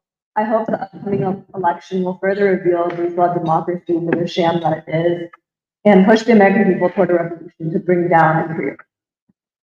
I hope BRICS Plus can pose an outside challenge to the enslaving, leaving influence of the Anglo-Americans.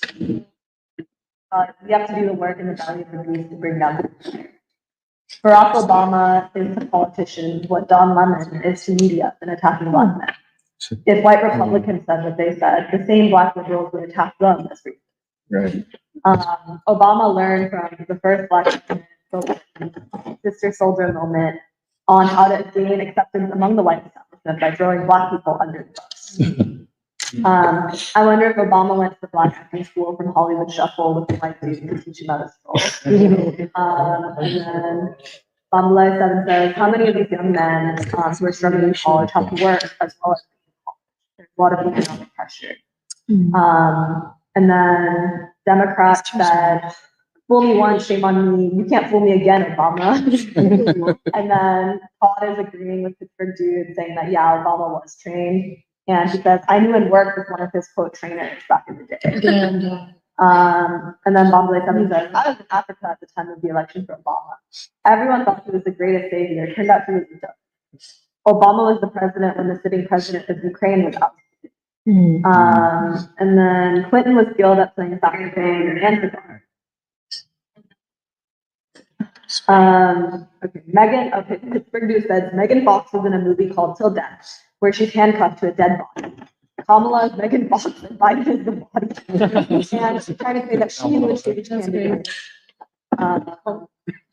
Yeah, and then Bambalai 7 says APAC is working hard now ahead of the almost. And go BRICS and the hegemony. Bomblet 7 says, I don't like Trump, but he could prove to be the useful idiot who prevents war. There's an interesting documentary of AJ called Israel, and APAC is actively brainwashing young people. AJ's opposite. Agboa says, this is the best of times and also the worst of times. Kamala threw most of the black men in California in jail. Now she wants their vote.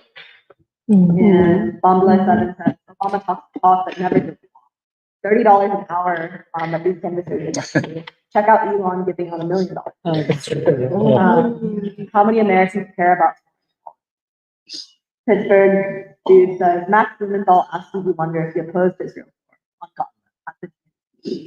I remember students crying at President Mellon and Trump won. I was like the only person who wasn't surprised. I also remember the people in my AmeriCorps program dancing and celebrating when Biden won in 2020, and I was the only person who was like, hold your horses. And then Bob Lyson asked, what did Stevie say back at the DNC? And then M. Spark said, Stevie stood up for the top people, but he was still hanging out with the devil and projecting support by association. J.H. Scott says, great point about Christian churches allowing politicians to take over the pulpit. That should be a no. And then Adora says, separation of church and state, but Kamala didn't go to the mosque, forced them in Dear Indian Temple. And then Bomblet 7 said, if America continues to disrupt the rest of the world, then the big bills can be paid. And then Pittsburgh Dude said, CPUSA should take up the acronym NEVER, because that's when they'll push Kamala in the and that Stevie just said a blanket statement that he opposes all wars before going on to perform for Kamala at a DNC. And the video is called The Gray Zone Confronts DNC VIP.com.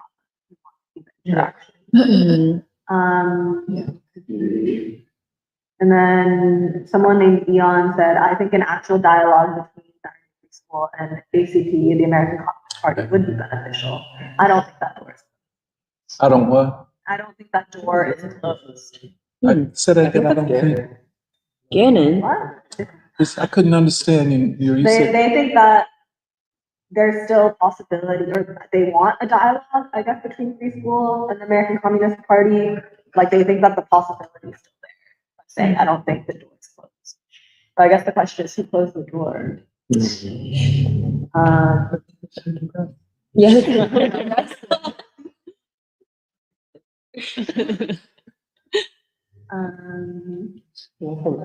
Yeah, and then there are a lot of comments from SS Matthews, I think just listing a lot of the things that have happened in history, like the Reagan in 79, 89, there was a 9-year war, the Afghan-Soviet war, there's a siege, but Trump, Kamala is different, the world is divided, Uncle Sam talks to Ukraine, Taiwan, and the Golden Boy Israel. And yeah. Okay, I think that's basically the comment. Can I add one thing before we move on? Just that I think this question of the absence of a moral center in American society is connected to how we talk about the crisis of legitimacy within American society, but I think framing it as kind of this void of a moral center makes it connected more also to not just the crisis of a political system, but the crisis of a civilization as a whole. Because it's like, I mean, this is how even the common understanding of civilization itself, which is kind of the kind of basic baseline assumptions of people, the moral assumptions of people, which are necessary in order for kind of humanity, like human society, to exist and to function and to progress. And I think this question of a moral center or the lack of a moral center is also where, it's really, I think it's very common amongst people on the left to say that morality is just bourgeois and that talking about morality is just basically a liberal thing. And obviously there is like kind of bourgeois morality or liberal morality or kind of more like moral posturing and piety and all that stuff. But I think how we understand it is that this question of putting morality on the table is, in essence, the revolutionary thing. That's the revolutionary position in part because when it's not just us, but when the people put this question of morality on the table, it means that they are putting, essentially, it's like the immorality of the ruling elite versus the morality and the consciousness of the people themselves. And it's not, and I think at that point it becomes not just this thing of why is it that the state or the ruling elite doesn't do anything for me, but it's more about the people themselves saying, what are we going to do? And what is our, like, if the society is devoid of a moral center and a moral compass, what then is going to be our moral center? And what will we assert as our own kind of actually vision for the future? And I think it's also really important in part because like we talked about this also with like some of the avant-garde articles that we're working on, but you know, even in the Israel's genocide in Gaza, it's yes, there's all these economic interests involved, geopolitical interests involved, but part of the way that you explain it is a society in Israel which is completely devoid of morality. Yeah. In which it's not just that they consent to the genocide that's being waged in their name, but they are actively cheering for it and they want it to go faster. And I think it's like, how do you explain what has happened to the morals of people in that society? And it's not just on that side, but also on the side of, what's called like the axis of resistance, where yes, there's like, you know, this question of like a class struggle, all that stuff. But so much of even how the axis of resistance, like whether it's Iran or Yemen with Ansar Allah or the Hamas or like the Palestinian resistance, how they frame their struggle against Zionism and against the encroachment of basically, Western civilization. It is this question of morality. And it's like we are fighting on the side of justice. And I don't think that can be, like we talked about this a lot before, but it can't be just dismissed as like, that's window dressing for the real struggle, which is from a class struggle or whatever. Right. But I think we, especially in the 21st century, in many ways, we are trying to understand the real kind of how the nature of even revolutionary struggle has evolved in this time is essentially putting morality at the forefront and as an inextricable part of what makes up even a revolutionary struggle in this time, whether it's in Gaza or in the United States.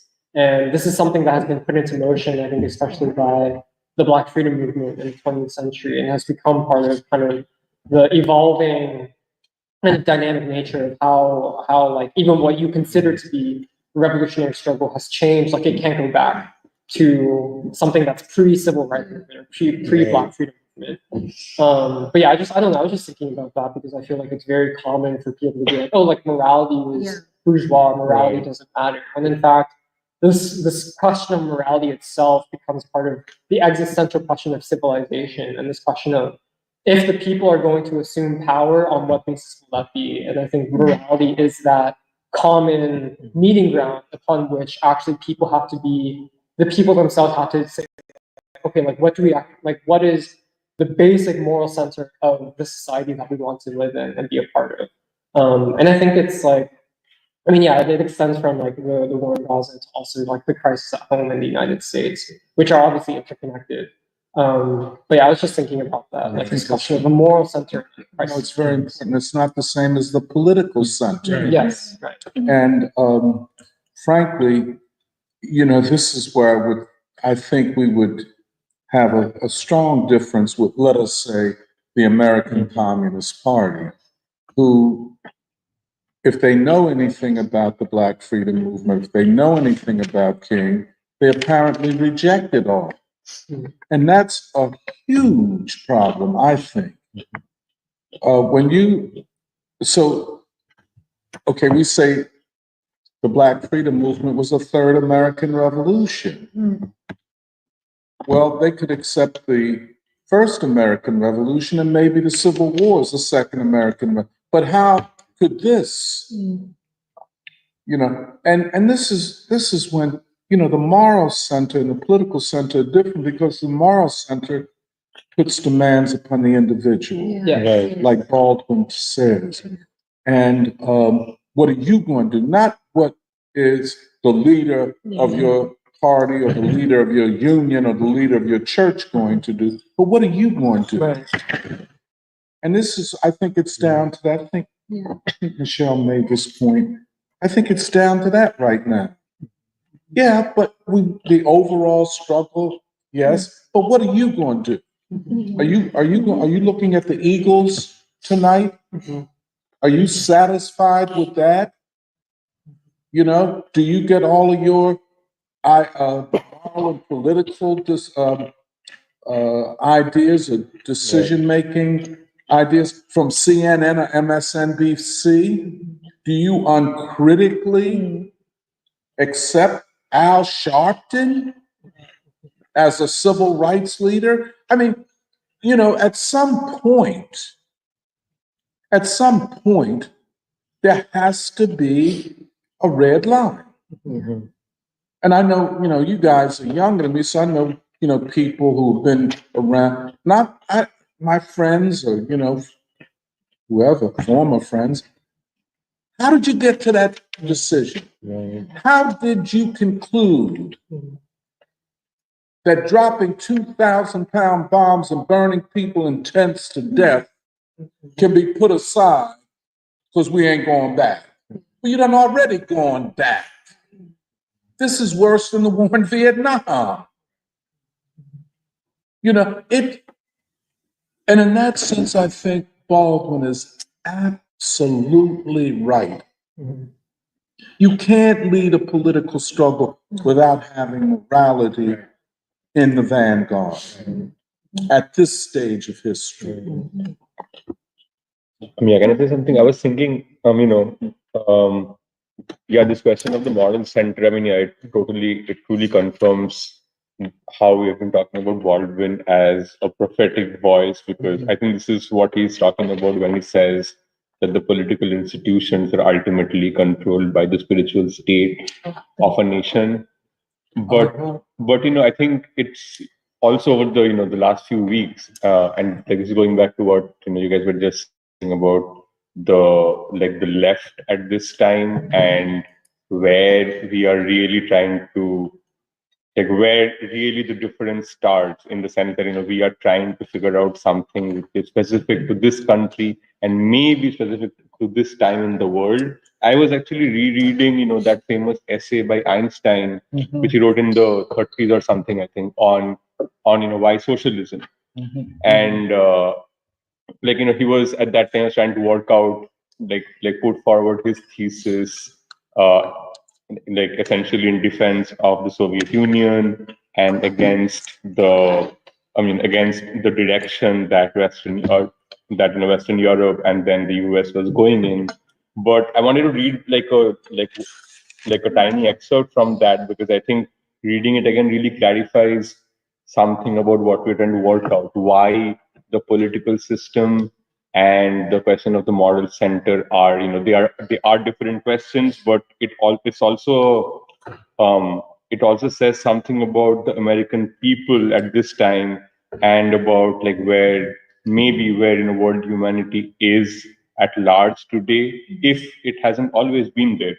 So he talking about the kind of society that produces the need for socialism. He says that, and I quote, he says that the individual has become more conscious than ever of his dependence upon society, but he does not experience the dependence as a positive asset, as an organic tie, as a protective force, but rather as a threat to his natural rights or even to his economic existence. Moreover, his position in society is such that the egotistical drives of his makeup are constantly being accentuated, while his social drives, which are by nature weaker, progressively deteriorate. So he says, something like this to make the claim that it is a political system whose purpose has to be to impose, or to check this egotistical drive of man, which is by nature stronger. But I think what he's talking about is really it's a feature of a specific society, of a specific time. He's talking about, he's talking about whiteness, but he doesn't, I don't think he knows it. I think he's, the way, and, I'm just quoting his article because one of many, but I think he was sincere as a thinker. I think that's why his analysis carries weight. But I think what he's talking about really is is a feature of white society and white attitudes, which ultimately come, or which, as we've been saying, which are constantly produced and reproduced by a white supremacist social system. That this is the kind of individual that white society produces. And maybe 100 years back, you could make the claim that you can't, that the forward movement of humanity depends on the recognition that this attitude of a part of humanity represents it represents the epitome in some ways. It represents the majority and so on. But I think we're in a very different time where I think even ordinary white poor people are coming to see that this is not, this does not define them. It's not just that they can't live up. It's not just that they don't agree with it in an abstract way, but it does not define their lives completely. And so the option becomes whether or not you cling on to something that describes you or not. But I think this is why Could you say that you can cling on to something? you can cling on to these standards of who you think you are, who you think you are as an individual, who do you think your egotistical drives are stronger by nature? And this is what I think, this is where King comes in, because he's not saying that your egotistical drives don't that they don't matter, but he's saying that this, at least for that's the first dimension, and then there are the other two. But I think it's a I'm just going back to what what Jeremiah was saying also about the left and the political system and the whole, what we've been talking about, the analysis of the political economy and social system. I think we have to, this is a sign that we have to reevaluate where we draw our ideas from, and I think the left is completely unwilling to do that, which is why it's very easy for them eventually to stand with the Democratic Party as it is. Yeah.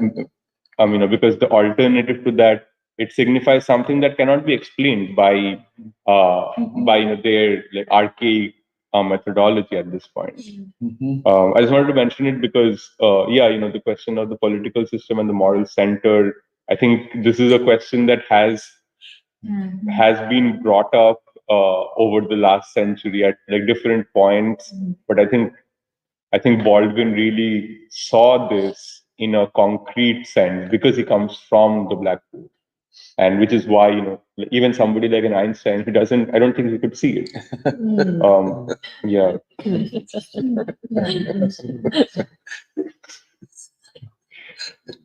Well, maybe we can move on to BRICS. Yeah, we can, Johnson, you can present on BRICS. Okay.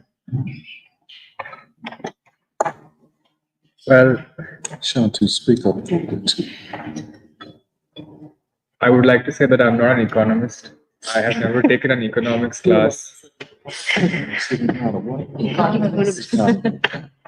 More?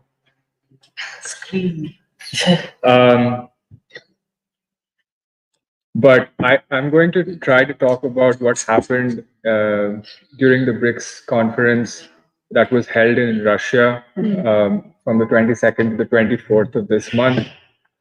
And it was held in Kazan in Russia, and it was attended by 36 countries, which represented nearly 5 billion people on this planet.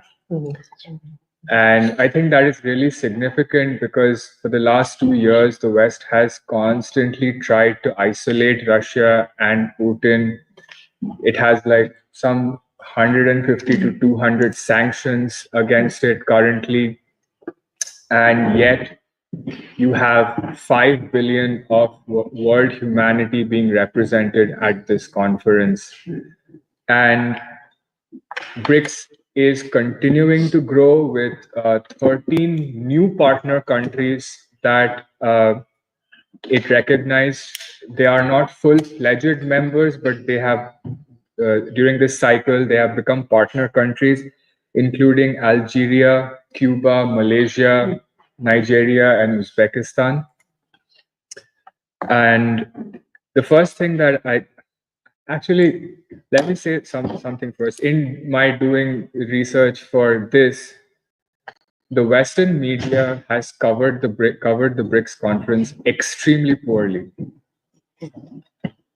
So when I tried to find some news about what happened at BRICS, trying to look at the speeches and everything, I think New York Times has a grand total of 2 articles. One of them is about how there are North Korean troops in Ukraine, and apparently Putin's let that slip somehow. I don't know. There was one article in the Associated Press, and there was one article in the Guardian, which was like trying to alert a kind of warning bell about the new BRICS payment system. And that was pretty much it. There was really no other coverage, and most of the coverage was from Asian newspapers and news outlets.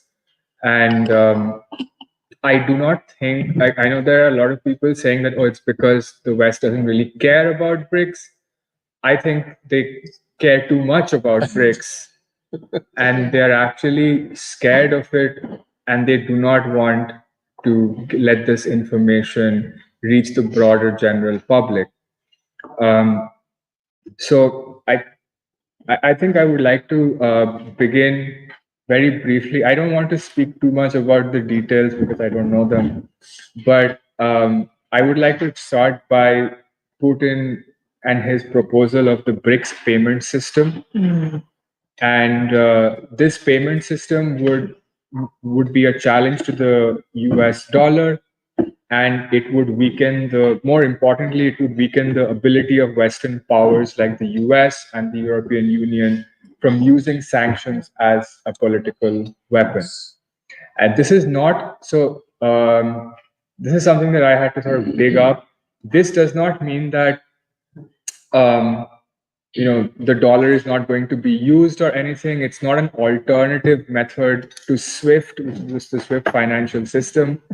It is basically a plan where all the member nations which choose to participate, which is 159 countries out of 193 which have already signed up to use the system, they would be able to pay for trade and do transactions in their local currencies when they are part of this system. That doesn't necessarily mean that they will never have to use the dollar again, because there are countries outside the system, but it is a significant step towards achieving that goal. But the important thing is that beyond trade, beyond the economic and financial aspect of it, I think this new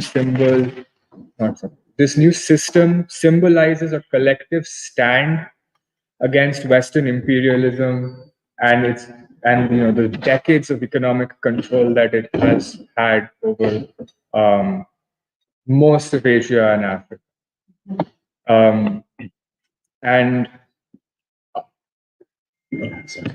apart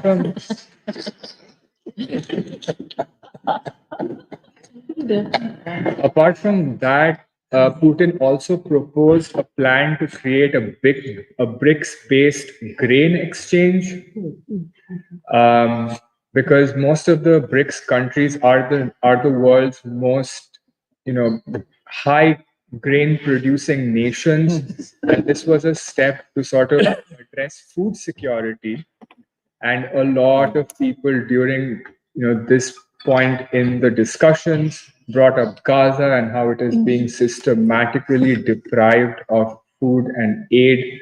And I do think that in all the speeches, Gaza, every single speech had Gaza, like South Africa, Venezuela, everybody ended their speeches with saying, we condemn Israel and this is no way to treat anybody, let alone a nation full of people.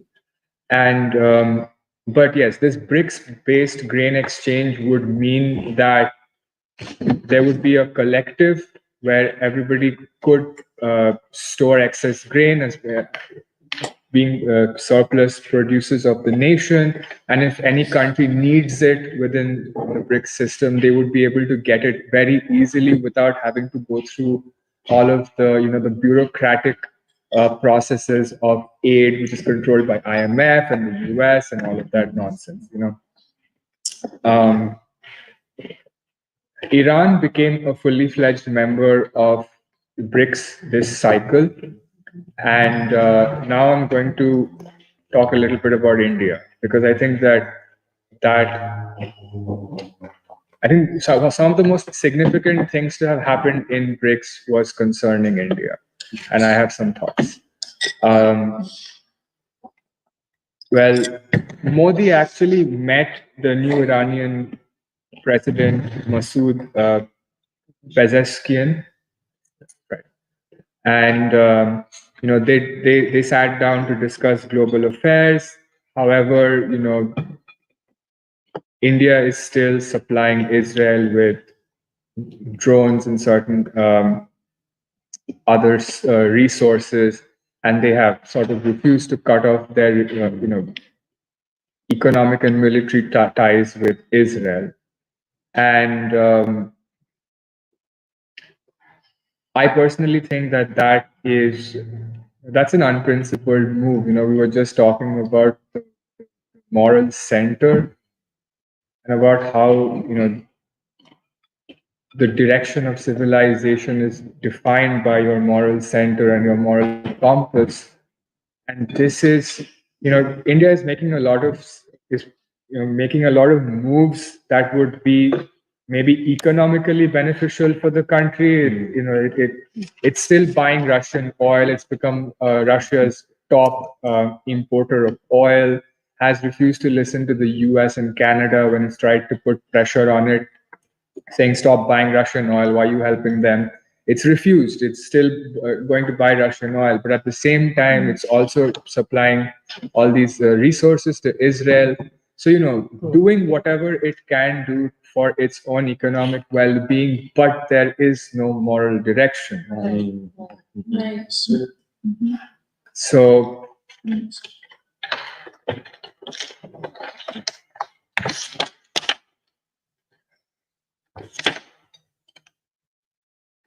yeah.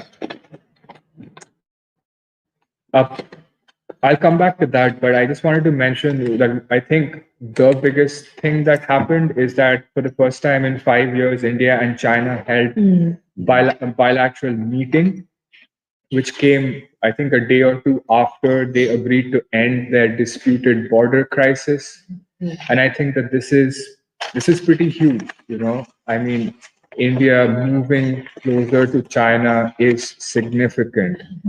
And it wasn't always like that. I think when Modi took power in 2014, he was more inclined to form a good relationship with the US, and that's why they joined the Quad and everything. And I think they believed that they would get a lot of economic benefits by being a part of the Western nations. They would get market access and tech transfer, significant investment. They were trying to see that, okay, China got all of these things in the 1990s, and we can get them now, and we can sort of grow and prosper. But I think what has happened is the opposite, which is that the US companies like Ford and all of these other General Motors, they've all left India. And as a result, the trade dependence with China has increased. And I think we have discussed this when we were discussing the Bangladesh issue as well, that India's geopolitical influence has significantly reduced in the region because because of the US-backed ousting of pro-India, nation leaders, like in Bangladesh and Sri Lanka and Nepal. So, India is kind of surrounded on all sides by neighboring countries which used to support it, and now they're just waiting for the US to send a signal, and they'll abandon India. And so I think economically, at least, India has realized that it needs to be closer to China. But I feel like what is necessary is what our comrades in India, Raju and Nandita, are trying to do, which is actually try to form a principled relationship with China, based on civilizational unity. And I don't know. I like to believe that the kind of events that they have been doing in the kind of circles that they have been trying to do it in, somebody's heard it, somebody is taking notice of it, and it has influenced somehow this decision for better India-China relations. And yeah, I think that India has to really find its moral center. It really needs to find its moral center. And I maintain that it can't go on trying to fend for its economic and fiscal interests without really taking into consideration that what makes a civilization is the broad consciousness of the people, and what does that represent? Are you going to be a civilization of peace, like our founding, the Indian struggle was meant to do? Or are you going to turn into a civilization of opportunism, right? And I think that, so, that was mostly about BRICS, but what I want really BRICS conference events. I think BRICS could be a representation of the new colored modernity that we were talking about. It could inherit the new kind of consciousness that we were talking about. And I think it is significant because, Francis Fukuyama, after the fall of the Soviet Union, said that, well, this is the victory of the Western liberal democratic state. And it is significant that now BRICS is happening in Russia, former Soviet Union, where the darker people of the world are saying that, no, we are not going to catch up to your vision or your ideal of modernity, and we are not going to catch up to Western liberal democracy. We have to forge our own path. And I wanted to just read a part of Nandita's article where she says that history is being written as we speak. It is being written by the masses of Russia and China in support of their government's move towards de-dollarization. It is being written in the actions of the axis of resistance against Israel. The universal history of mankind yet has many questions to work out, and these will be settled in practice by the forging of a new colored modernity. And I think that, rereading her article really helped me understand what BRICS has the potential to represent. I'm still saying that it has the potential to represent something because it needs the black man. That's basically what I'm trying to get at. I think that the BRICS, the black social system has created a truly modern man, and we believe, and that we believe is the African American, which is a representation of the negation of the white consciousness and the white supremacist social system, and standards and white standards, and it is necessary. And I think the black man is necessary to lead the world into a new era of social and ideological relationships. So I think that that BRICS and the BRICS nations must find a way to end Western individualism and liberal democracy, and we have to shed our white standards for this to happen, so that we can actually include the black people of this country with the larger, darker masses of humanity, um, who are already trying to take a stand against Western imperialism and these white standards which have been forced upon us for so long. And I just wanted to end with a quote by Baldwin. Because I think Nathan Blaze and I are reading No Name in the Street and would approve. So Baldwin says, "We are the generation that must throw everything into the endeavor to remake America into what we say we want it to be. Without this endeavor, we will perish. Morality, if it is to remain or become morality, must be perpetually examined, cracked, changed, made new. However powerful the many who would rather forget that life is the only touchstone and that life is dangerous, and that without the joyful acceptance of this danger, there can never be any safety for anyone, ever, anywhere." Thank you.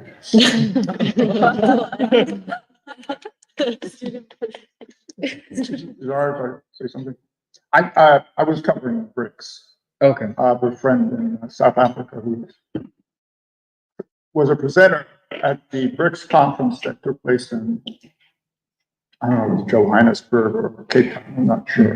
But I wrote several pieces on BRICS and on dollarization and on a summit that happened at the foreign ministries meeting just days after Russia's flagship St. Petersburg International Economic Forum. At the forum, Russian President Putin doubled down on his call. This is 2024 to phase out the use of the U.S. dollar and other toxic currencies. De-dollarization is a trend gaining momentum to decrease the world's dependence, especially in the global south, on the US dollar, which has become the backbone of global trade and the biggest currency of global central bank reserves. Proponents argue that de-dollarizing would free outside economies from US sanctions, risk, and give alternative tenders more sway and independence. This is from businessinsider.com. Africa and the global south need to decouple from the Western Bretton Woods imperialist model. Economists, and this is my friend who's a member of BRICS, who's an economist who lives in Johannesburg. His name is Reg Nkosi. The Pretoria, based founder and executive director of the First Source Money and Public Banking of South Africa. He's also a former member of Nelson Mandela's administration. This is a quote from him. "They ought to be reformed, but reformation is unlikely because the powerful global North nations benefit from the poverty of the global South. Abusing its dominant position, the U.S. has done us a great favor," he said. The favor, explained Nkosi, is that the U.S. has abused its dominant position by geopolitically weaponizing this position, thus assuring the global South, including Asia, Latin America, the Caribbean, and Africa, that their survival depends on decoupling from Europe and the United States. Today's dominant reserve currency is the US dollar, and to a lesser extent, the euro. This means all invoicing of international trade is done mostly in US dollars. According to Nkosi, foreign exchange is done in US dollars. The consequences gives the US inordinate financial and geopolitical power. Since all reserves are in US dollars, it gives America the ability to punish at will. Any country that does not do US bidding, like Russia, Iran, or Afghanistan, or Cuba, is sanctioned by confiscating the reserves in US dollars or by blocking those countries from accessing the ability to transmit money globally. These monetary transmissions are transacted via the Society for Worldwide Interbank Financial Telecommunications. It's an acronym. It's from SWIFT, SWIFT. That's the acronym. And SWIFT is a vast messaging network used by financial institutions to send and receive information like money transfers quickly, accurately, and securely. Nkosi presented at last year's BRICS summit in South Africa. De-dollarization and the construction of a new global financial monetary architecture was the substance of his talk. The global South countries are sick and tired of the hegemony and the abuse of the hegemony led by the US and Europe, he said. And we're determined to ensure that institutions like the IMF, International Monetary Fund, and the World Bank become as obsolete, as they are destined to become. Russia is making a concerted effort to encourage African countries to move away from the US dollar in favor of local currencies, particularly in bilateral trade with Russia. Putin has vocally supported this change, contending that such a transition will benefit African economies. By advocating for use of the Russian ruble and other national currencies, Russia aims to bolster its economic ties with Africa while simultaneously challenging the dollar supremacy in international trade, reported Africa 24. Almost finished. While global South countries' efforts to get away from the weaponizing of US currency are often cited as the driving force behind de-dollarization, according to an article that was published in the Financial Times. Those worried about the trend should look instead at the US as the bigger culprit. In the article analysis, Stephen Kamen and Mark Sobel attributes the trend to rising American political and fiscal dysfunction as the real threat to the greenbacks' international role. When US economic leadership begins to crumble, de-dollarization alarm bells, as they have, start ringing. Last paragraph. The dollar's global role would plunge and market disorder and volatility would explode. The malign scenario would be enormously harmful to global prosperity, including America's, they wrote, adding, if the US doesn't keep its house in better order, dollar dominance will be the least of our worries. We had an event at 1199C, and there was this Muslim scholar who went there and he knew about Malcolm X, and he was inspired by Malcolm X. But he said that Malcolm X once said that the religious language of the future would be Arabic, and the political language of the future would be Chinese. And Malcolm X writes when he went visits Egypt in the Egyptian Gazette, I believe, this article he calls Dollarism. And he basically outlines, the Proto-Jerome outline, which is how the dollars and the new imperialist tool basically outlines neo-imperialism. But the dollar is not just the reserve currency of the world, but it also goes back all these developing nations like Russia and China and Saudi Arabia have been doing business in dollars and thereby propping up the American consumer, but more importantly, American bonds, which go to fund the U.S. military. So the dollar, I think we've talked a little bit about finance and how nobody knows what money is because the dollar is not tied to anything in reserve. It's just out there in the ether. Its value comes from its circulation. And so it's like a carousel. Whereas if it stops, the game ends. It doesn't get started again. But if it goes too fast, it can go topsy-turvy. And that's not no good for it either. So it needs to be managed. But the point is, it's not anchored to anything. But it's not anchored to anything except for U.S. military power and the U.S. military's ability to enforce the collection of debts around the world, to the IMF, to the World Bank, to all these international and because in the past, in like polar world, like ooh like even Ben Norton, his YouTube channel is called Multipolarity, and now I want to admit that okay, saying you're in favor of a multipolar world, it doesn't really mean anything. Like it's not an edgy take anymore to say that the dollar is coming to an end and that the unipolar world is breaking up. And that there will still be problems in the multipolar world. For example, I looked in, I was looking at the BRICS stuff, and I saw the article in the New York Times, and they were trying to categorize BRICS. Was it anti-U.S.? No, because there's some countries that host American bases in BRICS. Is it global South? No, because Russia and China are not in the global South, and called them the global East. But it's sort of this.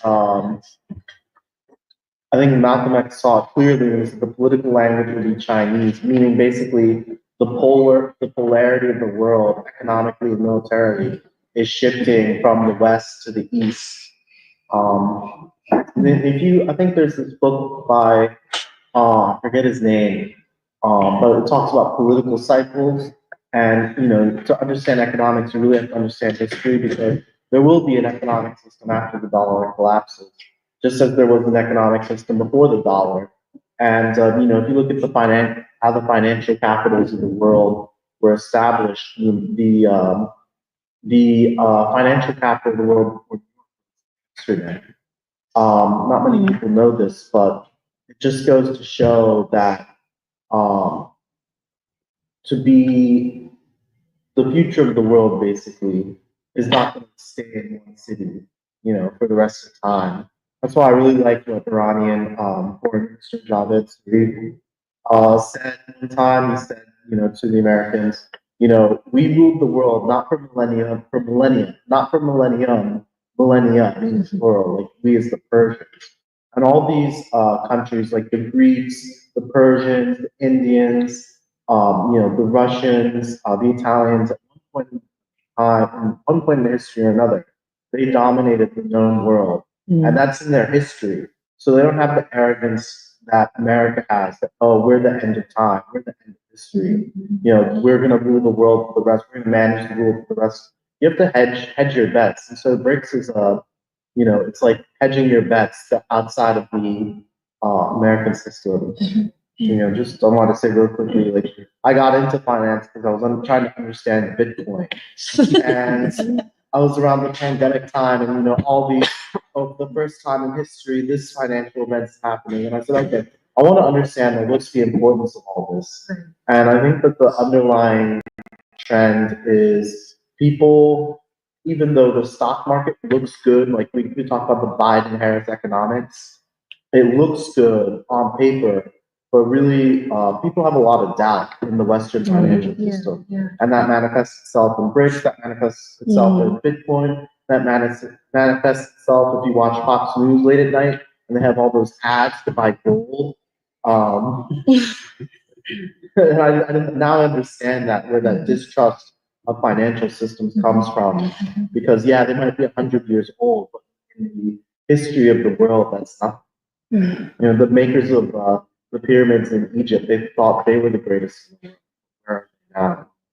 So, we really are at a turning point in history, but I also want to self-criticize and say, the multipolar world, that's not the end, it's just another stage. Yeah, right. Well, it's helpful hearing you say the thing about that the US dollar, it's like a really, it's almost kind of like, it goes along with what we've talked about with postmodernism, like very abstract. The US dollar's value comes from its circulation, how much it's circulated. And that's like an ideological, it requires the world to ideologically find legitimacy in like the US state or the US political system that needs the world to take it up and circulate the US dollar, or else the US, like both the dollar but also the state declines. But it was also to me, BRICS, like, who doesn't love seeing all those beautiful faces of these leaders together on the stage? The image of like basically these leaders who refuse to be a bunch of Uncle Toms to the US. But it reminded me of how like last year that when in Africa, I forget the countries, but those young leaders of those African countries were basically like Burkina Faso. Yes, Burkina Faso. Yeah, and Mali, where we talked in free school about this pairing, the intertwined nature of the crisis of neocolonialism and the crisis of legitimacy in the US. And that the ruling elite, the legitimacy of the American state in the American ruling elite is at an all-time low, not just within the US, like you can see it within like the election. No one can predict which way will the American people move, which way will Black men go. Like, can you even control ideologically anyone at this point? Like, can you even control all these white people voting for Trump, for example, or the fact that everyone is like, oh, can we even hold on to the Latinos in the Latino belt of Pennsylvania? No one can predict where even are the Latinos in the Latino belt. But then here you have at the same time BRICS. Like sometimes it does feel like the world operates on a predestined clock or something, right? Because here you have BRICS where they're not just talking about this new BRICS payment system, which is also ideological.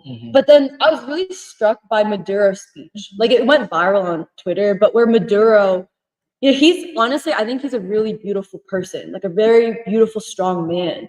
Where he like, I think Putin also said this, but Putin was like, we're going to talk a lot about the Middle East because that's where we have to, there's war.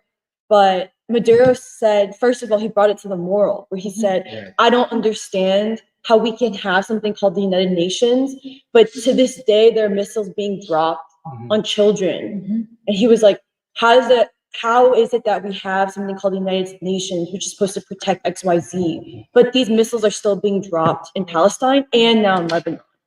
And then he calls for he basically called out the hypocrisy of the United Nations and how futile the International Criminal Justice Court is. But then he said something that really struck me, where he had such confidence in saying, I believe that there will be a new world. And not only that, but I think the new world is already here. And I think BRICS is at the epicenter. He said BRICS is at the epicenter of what already is a new world. And to me, that showed me something, which is not just, yes, some of those countries are still kind of playing the game. They have their hands and like the US pot, other pots. But there is already and because I really give a lot of credit to these leaders like Putin, Xi Jinping, like the leader of Iran, the leader of South Africa, and then especially Maduro too, despite how much the US is trying to attack Venezuela and say Maduro's president again, it's an illegal election, blah, blah, blah, with those results. Here you have leaders at this point who just like Yahya Sinwar of Hamas is like, I don't care if I die, I don't care if I'm assassinated, it will be a martyr's death. Because the world, there's not just like Samir saying that it's not about a multipolar world, it's about the future world. It's the future of world humanity, a human future versus an anti-human, those who want to defend an anti-human future, those who hate humanity so much that they are okay with 40,000 Palestinians dying, a majority of whom are children and youth. Like Gaza, everyone knows Gaza is over 50% people under 18, like children and youth.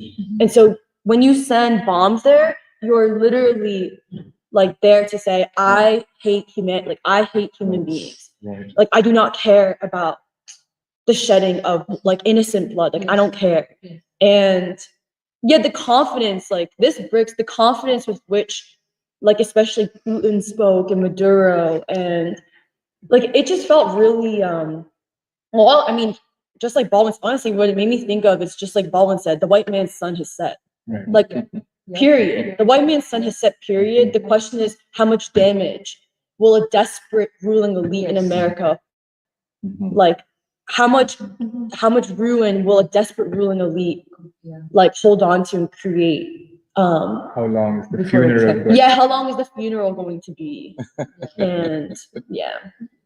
So this is not something that I could speak very, confidently on, because money, the whole concept of finance and then finance capital, it'll take me a while to fully grasp. But I completely agree with what you were saying. Is I think the way, at least how Western media reports it, de-dollarization or this economic shift, it has always felt quite narrow to me, because I do think that, like you were also saying, along with the economic consequences, material consequences of that, there's also like epistemological consequences or a shift in worldview. Because if you look at the West, and particularly America, and its relationship to money or wealth, I mean, I was just looking at how much is really being spent on ad campaigns and just campaigns for an election in a country that's,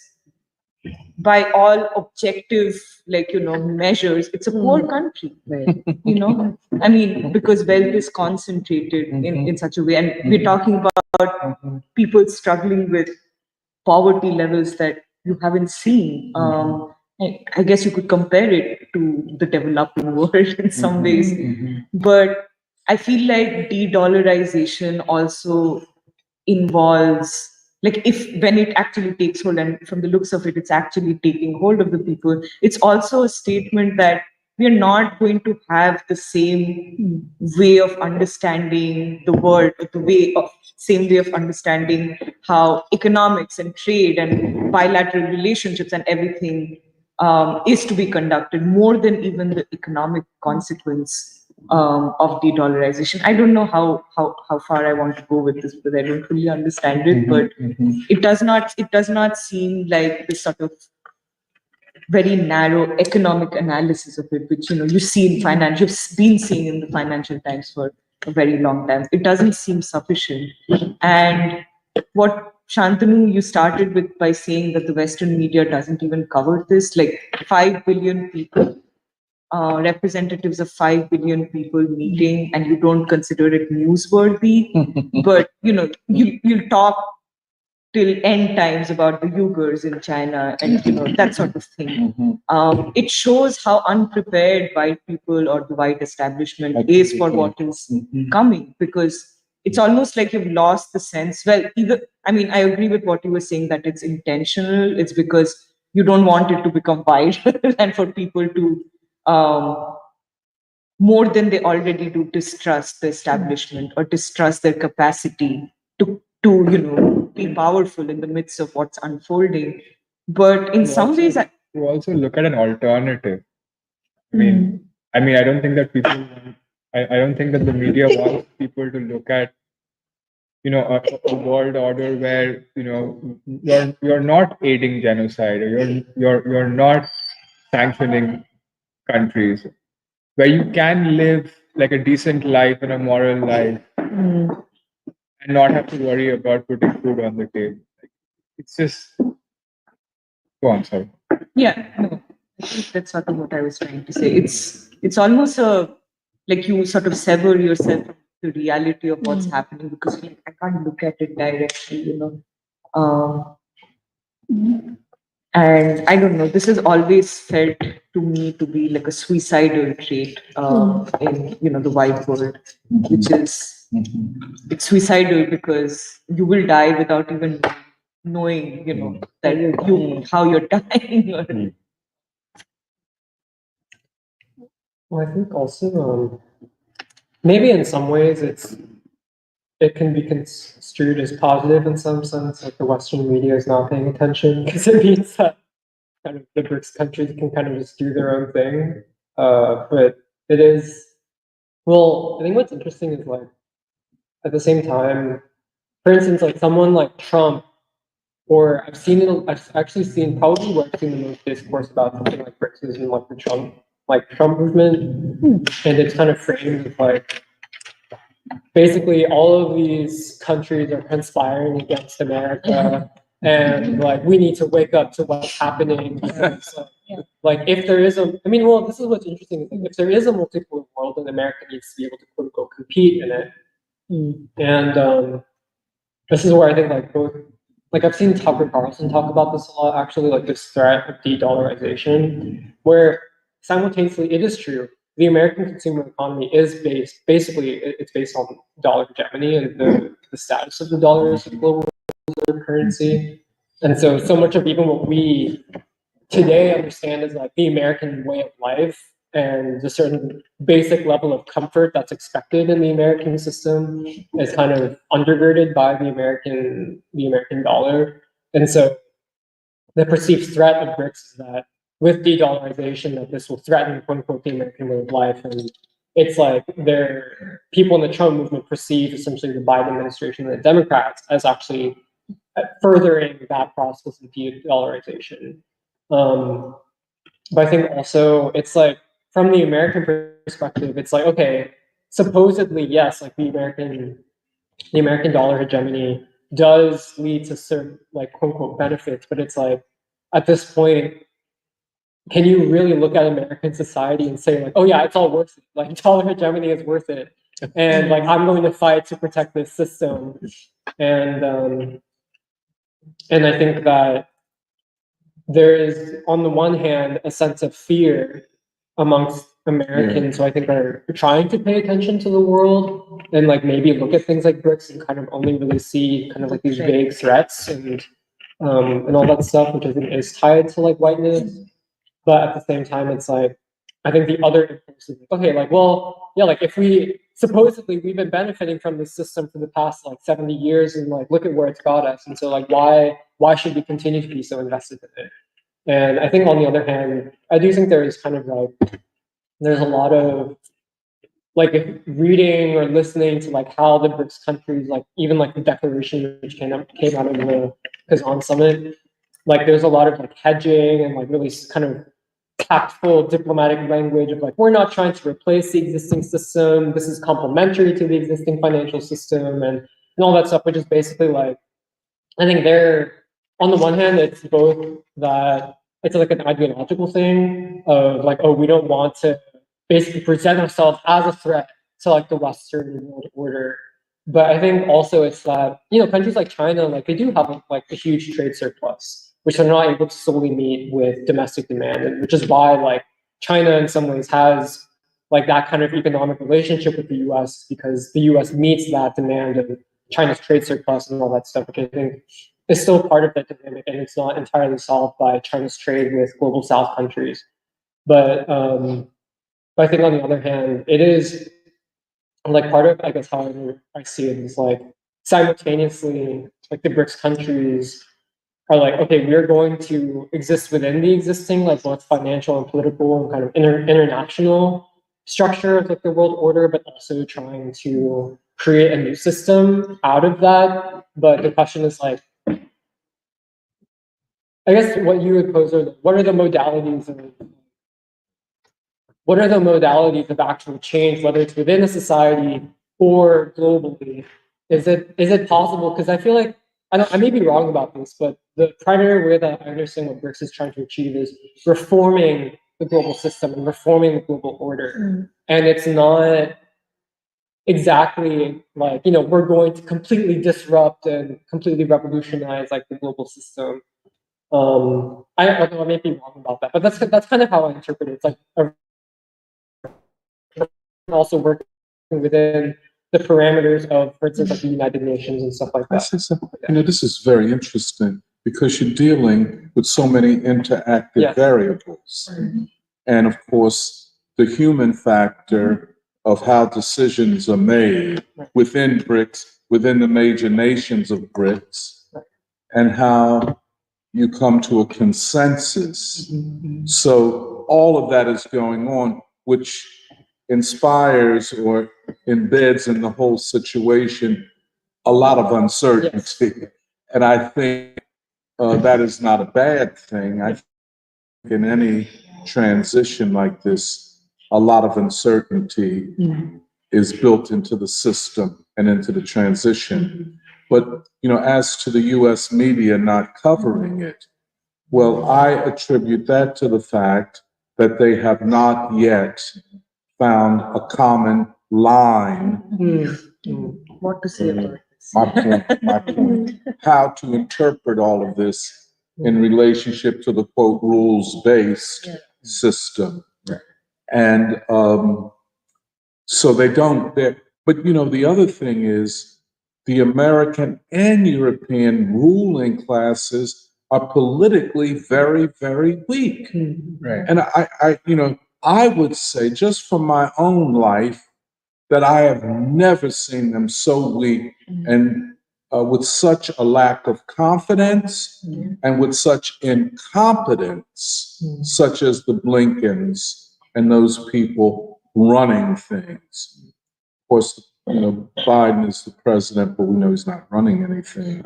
But then I think, BRICS is part of a new movement. Because they don't talk a lot about it these days, but you have Belt and Road. Yeah.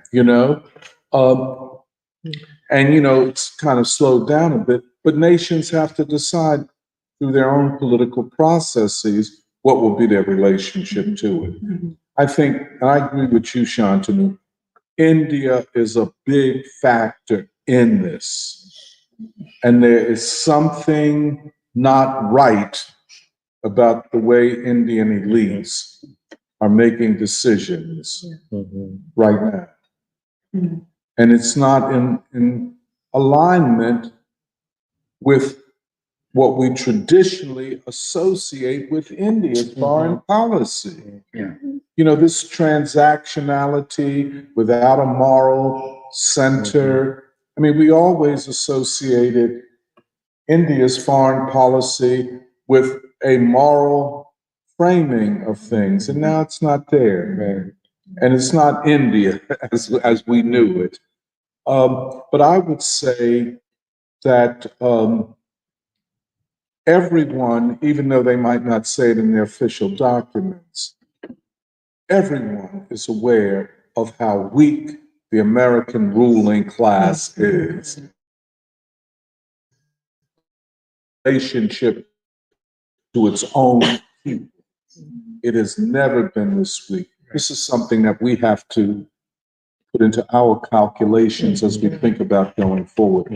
I just want to say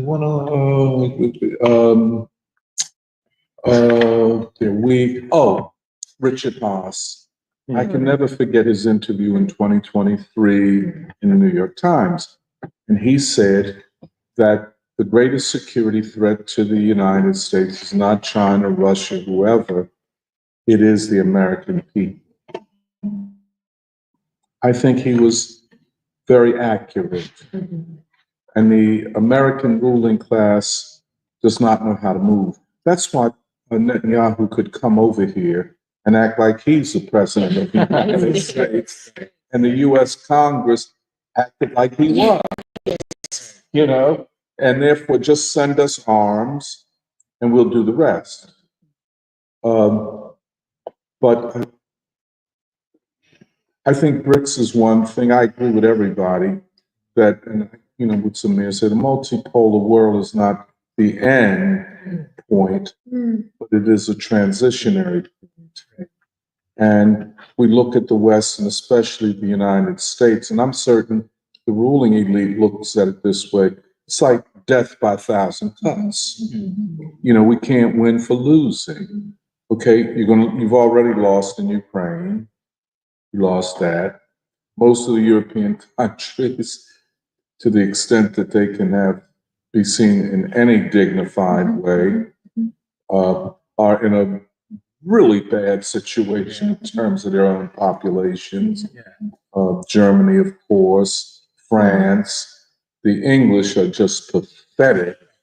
I mean, how many different governments can they have in 1 year? I mean, every week, and every week a different incompetent bum and asshole. You know, I mean, it's just.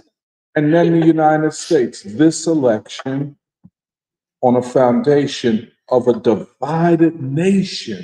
Right. This is, and we always talk to Shabtanu and Purba and Sambarto. They could never explain this to their parents. They call their parents on the phone. Yeah, they say, "Oh, you're exaggerating, Purba. It's not that bad, right?" Long time since I've had this conversation. Okay. Just stop. That's sociological at that point. Nobody.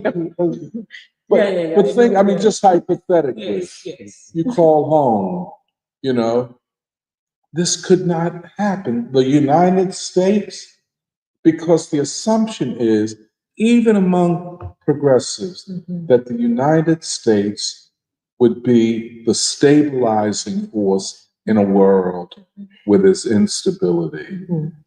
But now that stabilizing force and its currency, and so BRICS, whether they want to or not, are going to have to develop alternative currencies. They can't, I mean, because the US dollar, with a $35 trillion government debt, no one has ever said, you know, like you're talking about, you don't understand money. You think the Federal Reserve Bank does? Nobody understands money. You know, we don't. They added another 2.2 trillion in just the last 10 days, I think. Stop the madness. Where did you find that out? Financial Times keeps sending me these things. You're very good at recording. Yeah, Keep on coming. Just one last thing. You know, Adam Tooze, writes in the Financial Times and can be insightful. His argument is that all of the decisive things in the financial system occurs underground. I mean, when I say it's just like the plumbing in your house. You know, to understand it, you got to get somebody that's prepared to put on dirty clothes, a lot of boots, and go down there and start digging. You know, it's all, and it's a few people, actually, a very, very few people, maybe 200, who control the movements of money, of bonds, of things that, money is represented by stocks or bonds, all of this. And they decide, a few people. And even American foreign policy, a few people, which further complexifies and brings uncertainty into the system. Because let's say one of the people, or a couple of them, on every night when they get off of work and go home, they do lines together. Snort cocaine. That's great. Well, let me just. Okay. Well, I know, we might go to weed too, Remember, well, but I'm just saying, remember they found cocaine in the West Wing. Oh, yeah. Now they say it's not Hunter Biden. It was,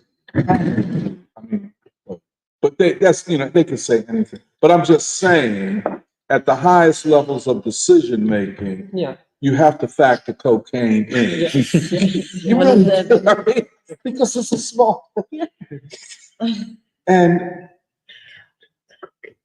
the political system, a fewer and fewer number of people. And thus, nations, they should know this. decision makers in India and China, they have to decide what do they do if these people Right. do crazy things as they are want to do. I think we got to think about this, by the way. A decadent system which abhors democracy, a system that cannot tolerate democracy, a system that, in order to function, must secretly carry on, but only a few people. Only a few, okay, say a few people, they're not up, but a few people who leverage networks. It's frightening in a certain way, who also have their hand on the nuclear weapon. And like everybody says, who's running the United States? Is it the guy that's early stage dementia, or who's doing this? But yeah, that's I was just going to, because what you said about, what BRICS represent, yeah. I think that's an important question. And I mean, I don't want to suggest that the Indian state's involvement in the BRICS right now, like we've discussed, is what it needs to be. Because I do think that they see it more from a strategy perspective than an ideological perspective. You're talking about BRICS. Did I say, yeah, BRICS, yes. Something else. Yeah. But BRICS as a whole, on the stage of world history, to me, definitely seems more than just like a reformation of the world system. It seems like a break. And the reason why I say, and maybe all its component parts will take a while to get to that point, but I feel like in some ways it reminds me of the time of the non-aligned movement, where it wasn't really, oh, we're just neutral, we're not going to take any sides. It was very deliberate about what sides it took on what issues. And the most important thing was it always took the side of peace and peaceful development and cooperation, And I think that's what BRICS represents to me. And even this idea, like what Emily was saying, just the image of all these leaders together in one frame. Yeah, and the idea that we are going to talk about the needs or the necessities of our people without the mediation of the Western world. That's right. So even if you're talking about a new monetary system, new system of economics, they're not involved. We're talking about what we need, what works for us, and all of that. And even the fact that you have, you talk about, like Shantanu was saying, every person speaks about Gaza because that's Western Asia. It's an Asian people. So that's sort of the reason why I feel like even though there are member countries of BRICS that still are sort of like, they don't have that strength that India, say, like during Indira Gandhi had the strength to take certain very principled and clear stands. I think BRICS as a whole, as what it represents in world history, is an ideological break from the West, rather than, let's change the world. That's sort of how I think you're right. And to democratize the world system, to take all decision-making power out of the hands of a few people in a few cities, as you said, I think it's, I'm sorry, I didn't mean to. And I think they probably do have that. I think it makes sense that the posture is to not seem antagonistic or threatening, because that's how the Western world would see any attempt to challenge. But I feel like they would still be like, go forward with, even with the Western media not even caring that this happened, they'd go forward. They're going forward with what they have to go forward with. And I think they are not they are on the side of history, which does not want escalation, which does not want confrontation, which does not want war. The transition can be peaceful. This is, if you don't mind me to, this is very important. I think I agree with Purbo. The fact that peace is on the agenda at BRICS, Yeah. and not on the agenda if the IMF meets or if the World Bank meets It's a G7 or G. or the G7. Yeah, wow, yeah. It's not, but for BRICS, and this is part of the Chinese economic strategy that we can do it peacefully and it can be win-win. No, the Xi. I think Eddie went. Oh, sorry, go on. No, I'm still collecting my thoughts Oh, after okay. that. Conversation moves quickly. No, I was just saying that both Putin and Xi Jinping, like their speeches said, peaceful diplomatic relations, everything can be sorted out if we just, sit down and talk about it. Let's not like de-escalate, because of course, like he talked about Ukraine and he said that no, this is not a war against Ukraine, it's a war against NATO and what happened in 2014.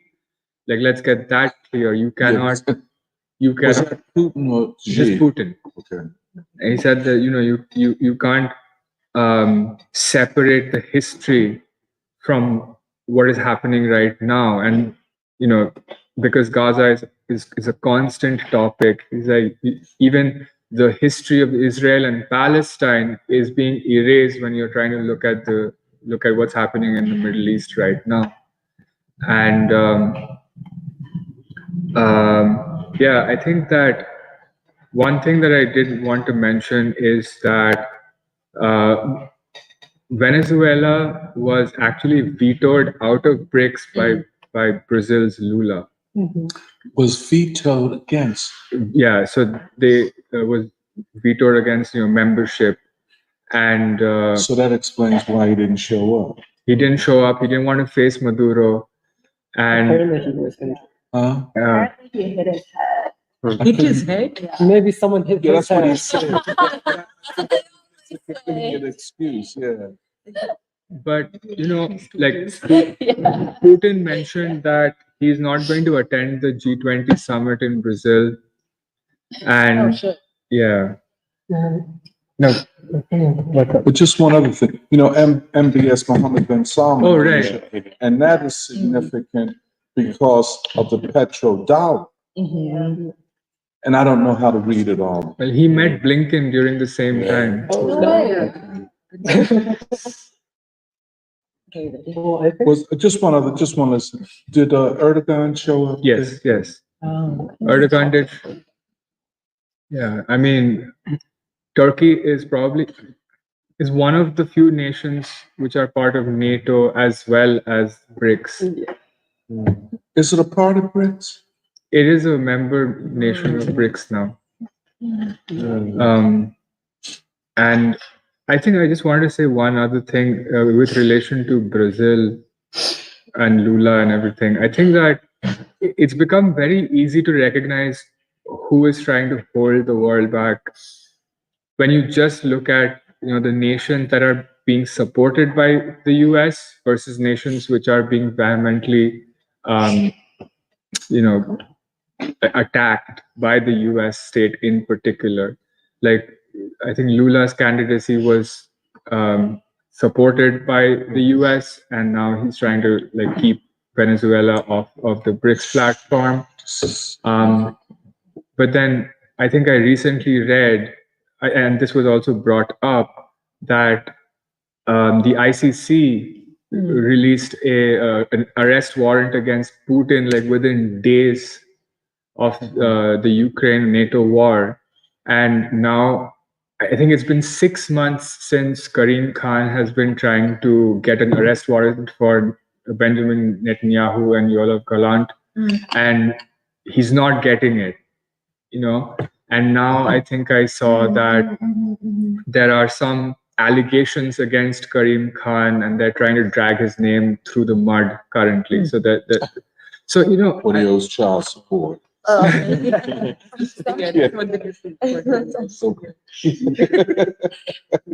mean, I think a very important thing that came up in our science conference is that these elite educational institutions are in place to shape the leaders of the world, and the only metric by which you do it is how faithful and loyal to this position of power and preserving the status quo are you going to be? And as soon as you sort of try to wiggle out of that place, maybe you have a conscience and you try to do something, it's a whole spectacle of dragging you through the mud, and as a message to anybody else who would try to do the same. But go on. Oh, sorry. Yeah, so I was looking it up. Apparently, the like non-aligned movement like still exists, and even like headquartered in the UN, the United States, which gives me one, I guess, reason to believe that there's not that I guess same I guess freedom to decide the future without the white man. And in another sense, I mean, it's a very different stage of history. Peace is still on the agenda, and it's one of the foremost issues. But we live in a like different era where like we're not freshly out of I guess countries freeing themselves from colonialism after World War II. We don't have this like direct or indirect confrontation between Russia or Soviet Union and the World Communist Movement and United States and the West. There's not this like fight between like capitalism versus communism that is taking the world stage, and yet like the darker people are still not free either. I guess similar to our darker people here, and the like question of colored modernity, I think, is especially still yet undecided in this age, and I think that the like democratic capability of the world is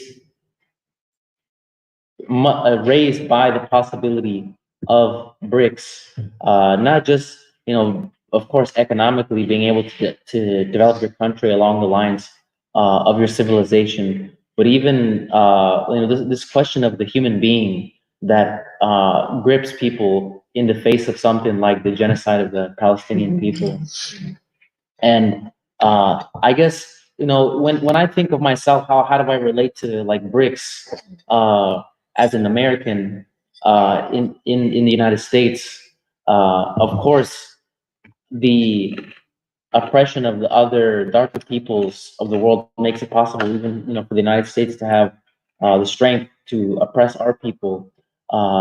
But this question of colored modernity, of like the new human being and the darker peoples of the world, on what basis will we relate to each other as human beings, both in our country and in the world, I think is a foremost question and an open question, and it becomes heightened, I guess, with the possibility and of what BRICS is doing, even with something like a payment system. Well, just to add, I think part of it is it's not that we're living in the aftermath of the world anti-colonial movement, but we're dealing with the unfinished tasks, unfinished business of the stage of the world anti-colonial movement. And I know we're like a little over time, but it made me think of one of my favorite Fidel speeches from 1979, which he gave at the UN after one of the non-aligned movement conferences. Is it okay if I just read the last final paragraphs of it?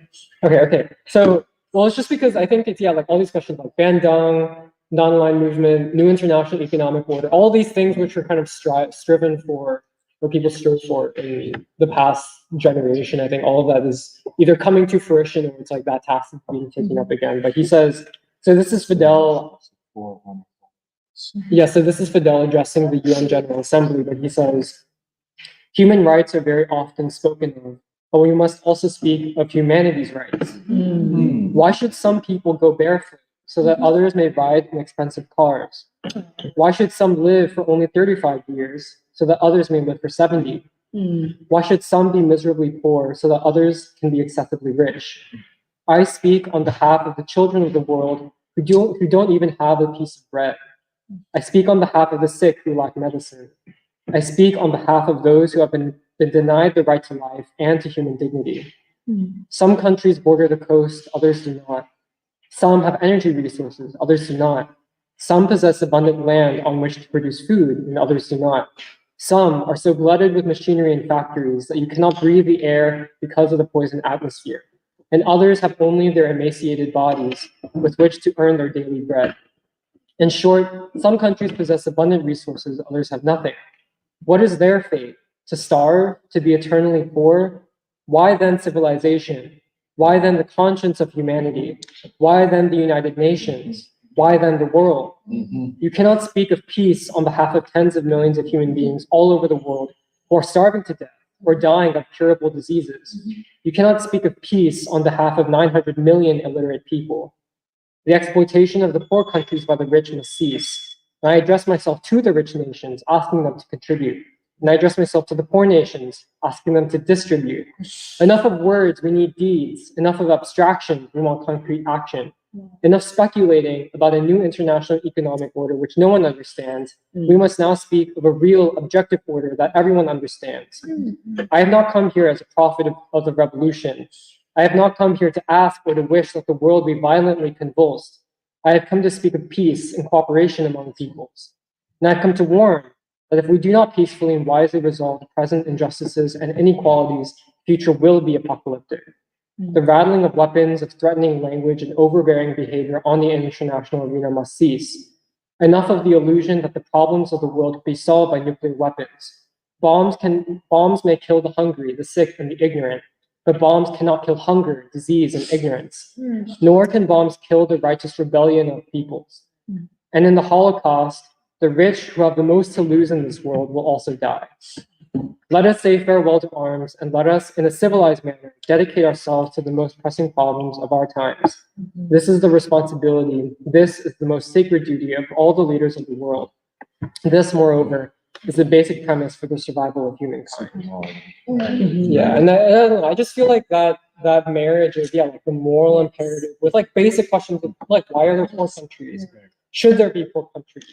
And what is the future of the world in that sense? I think it's, I don't know, it's just it feels like all of that weight of those past generations of the freedom struggles. And the assumption of the white West that they must mediate the relationships between all nations and not just the relationship of the majority of nations in the world to the West, but the relationships among the nations of the global South.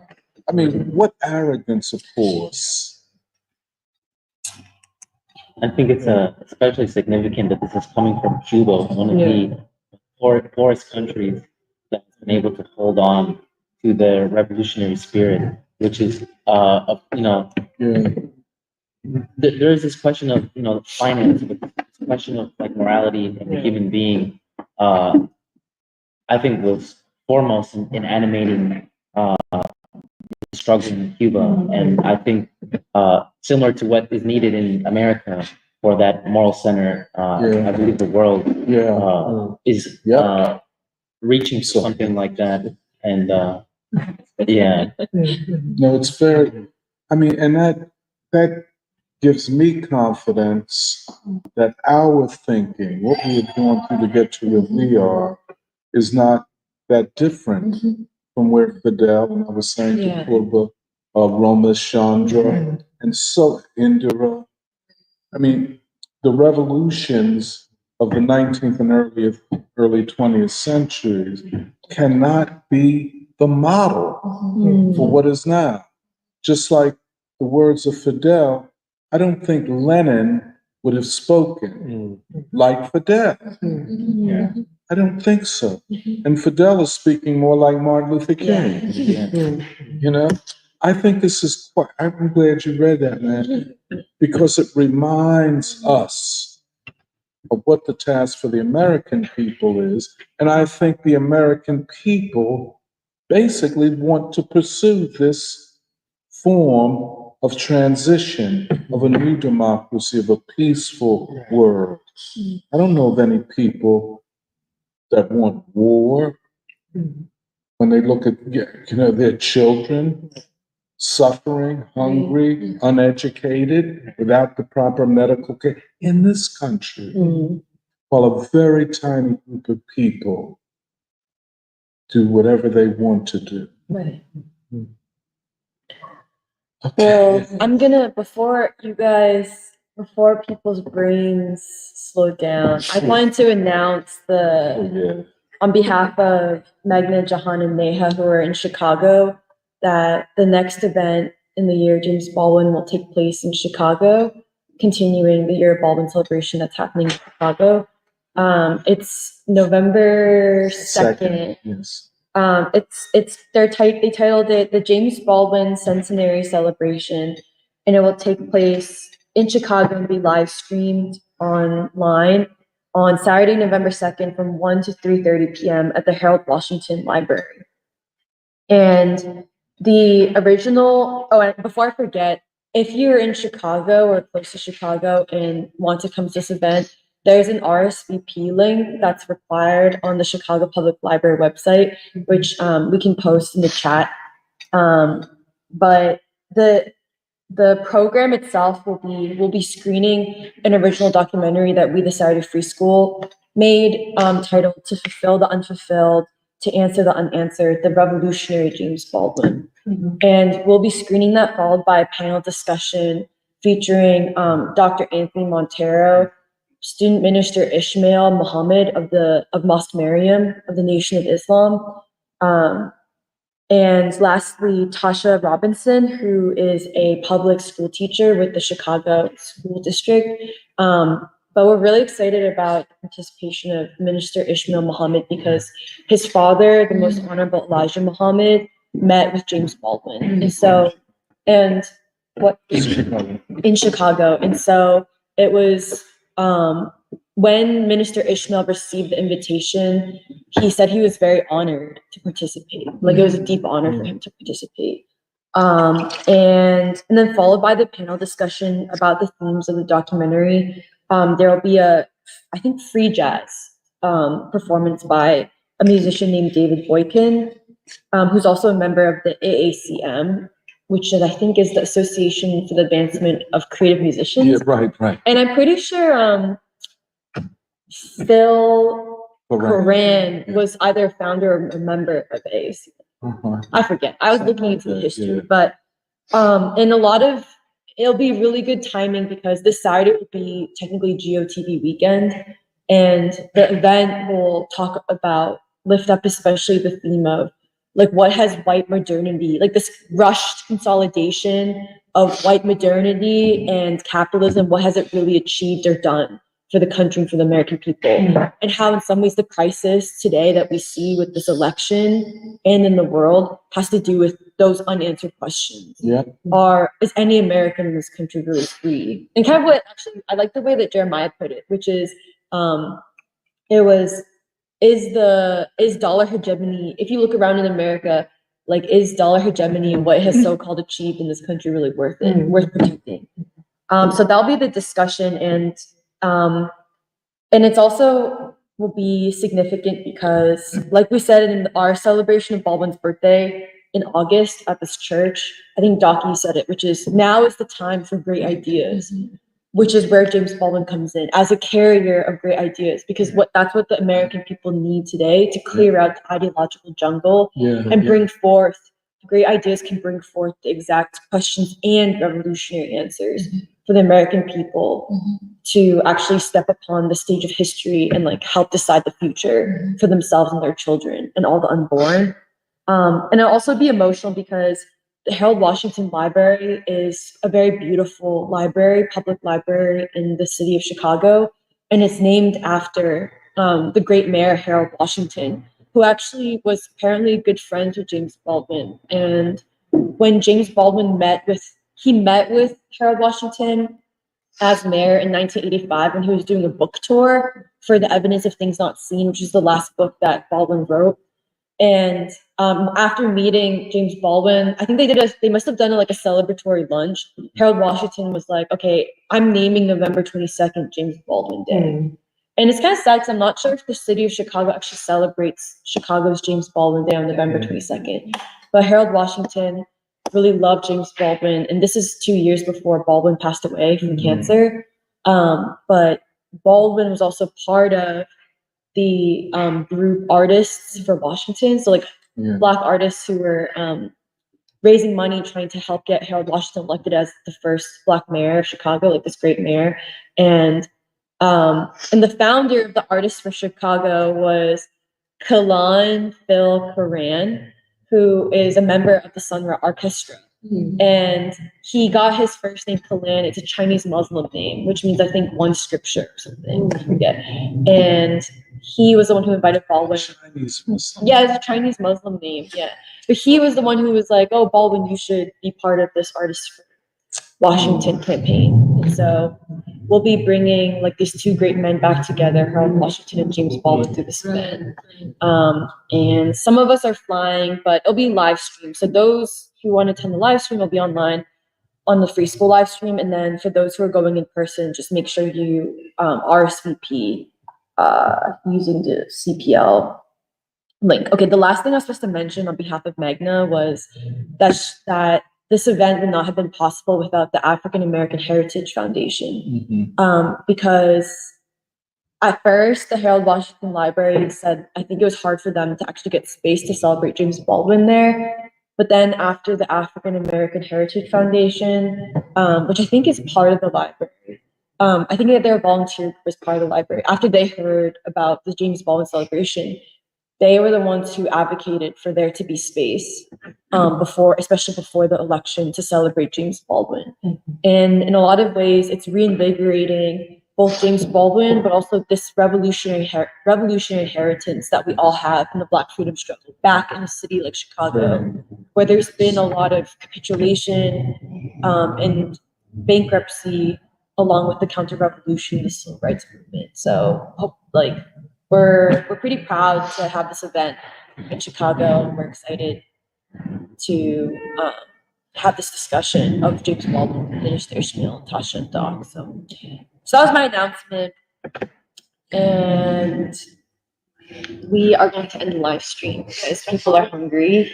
Jahan just said registration recommended, not required. She And said. registration's recommended, not required. So Oh, okay. Thank you. It's so beautiful when you speak up. Believe Oh, me. sorry. Yeah, it's African American Heritage Committee. I got that. So, okay. Goodbye to all of our live stream watchers.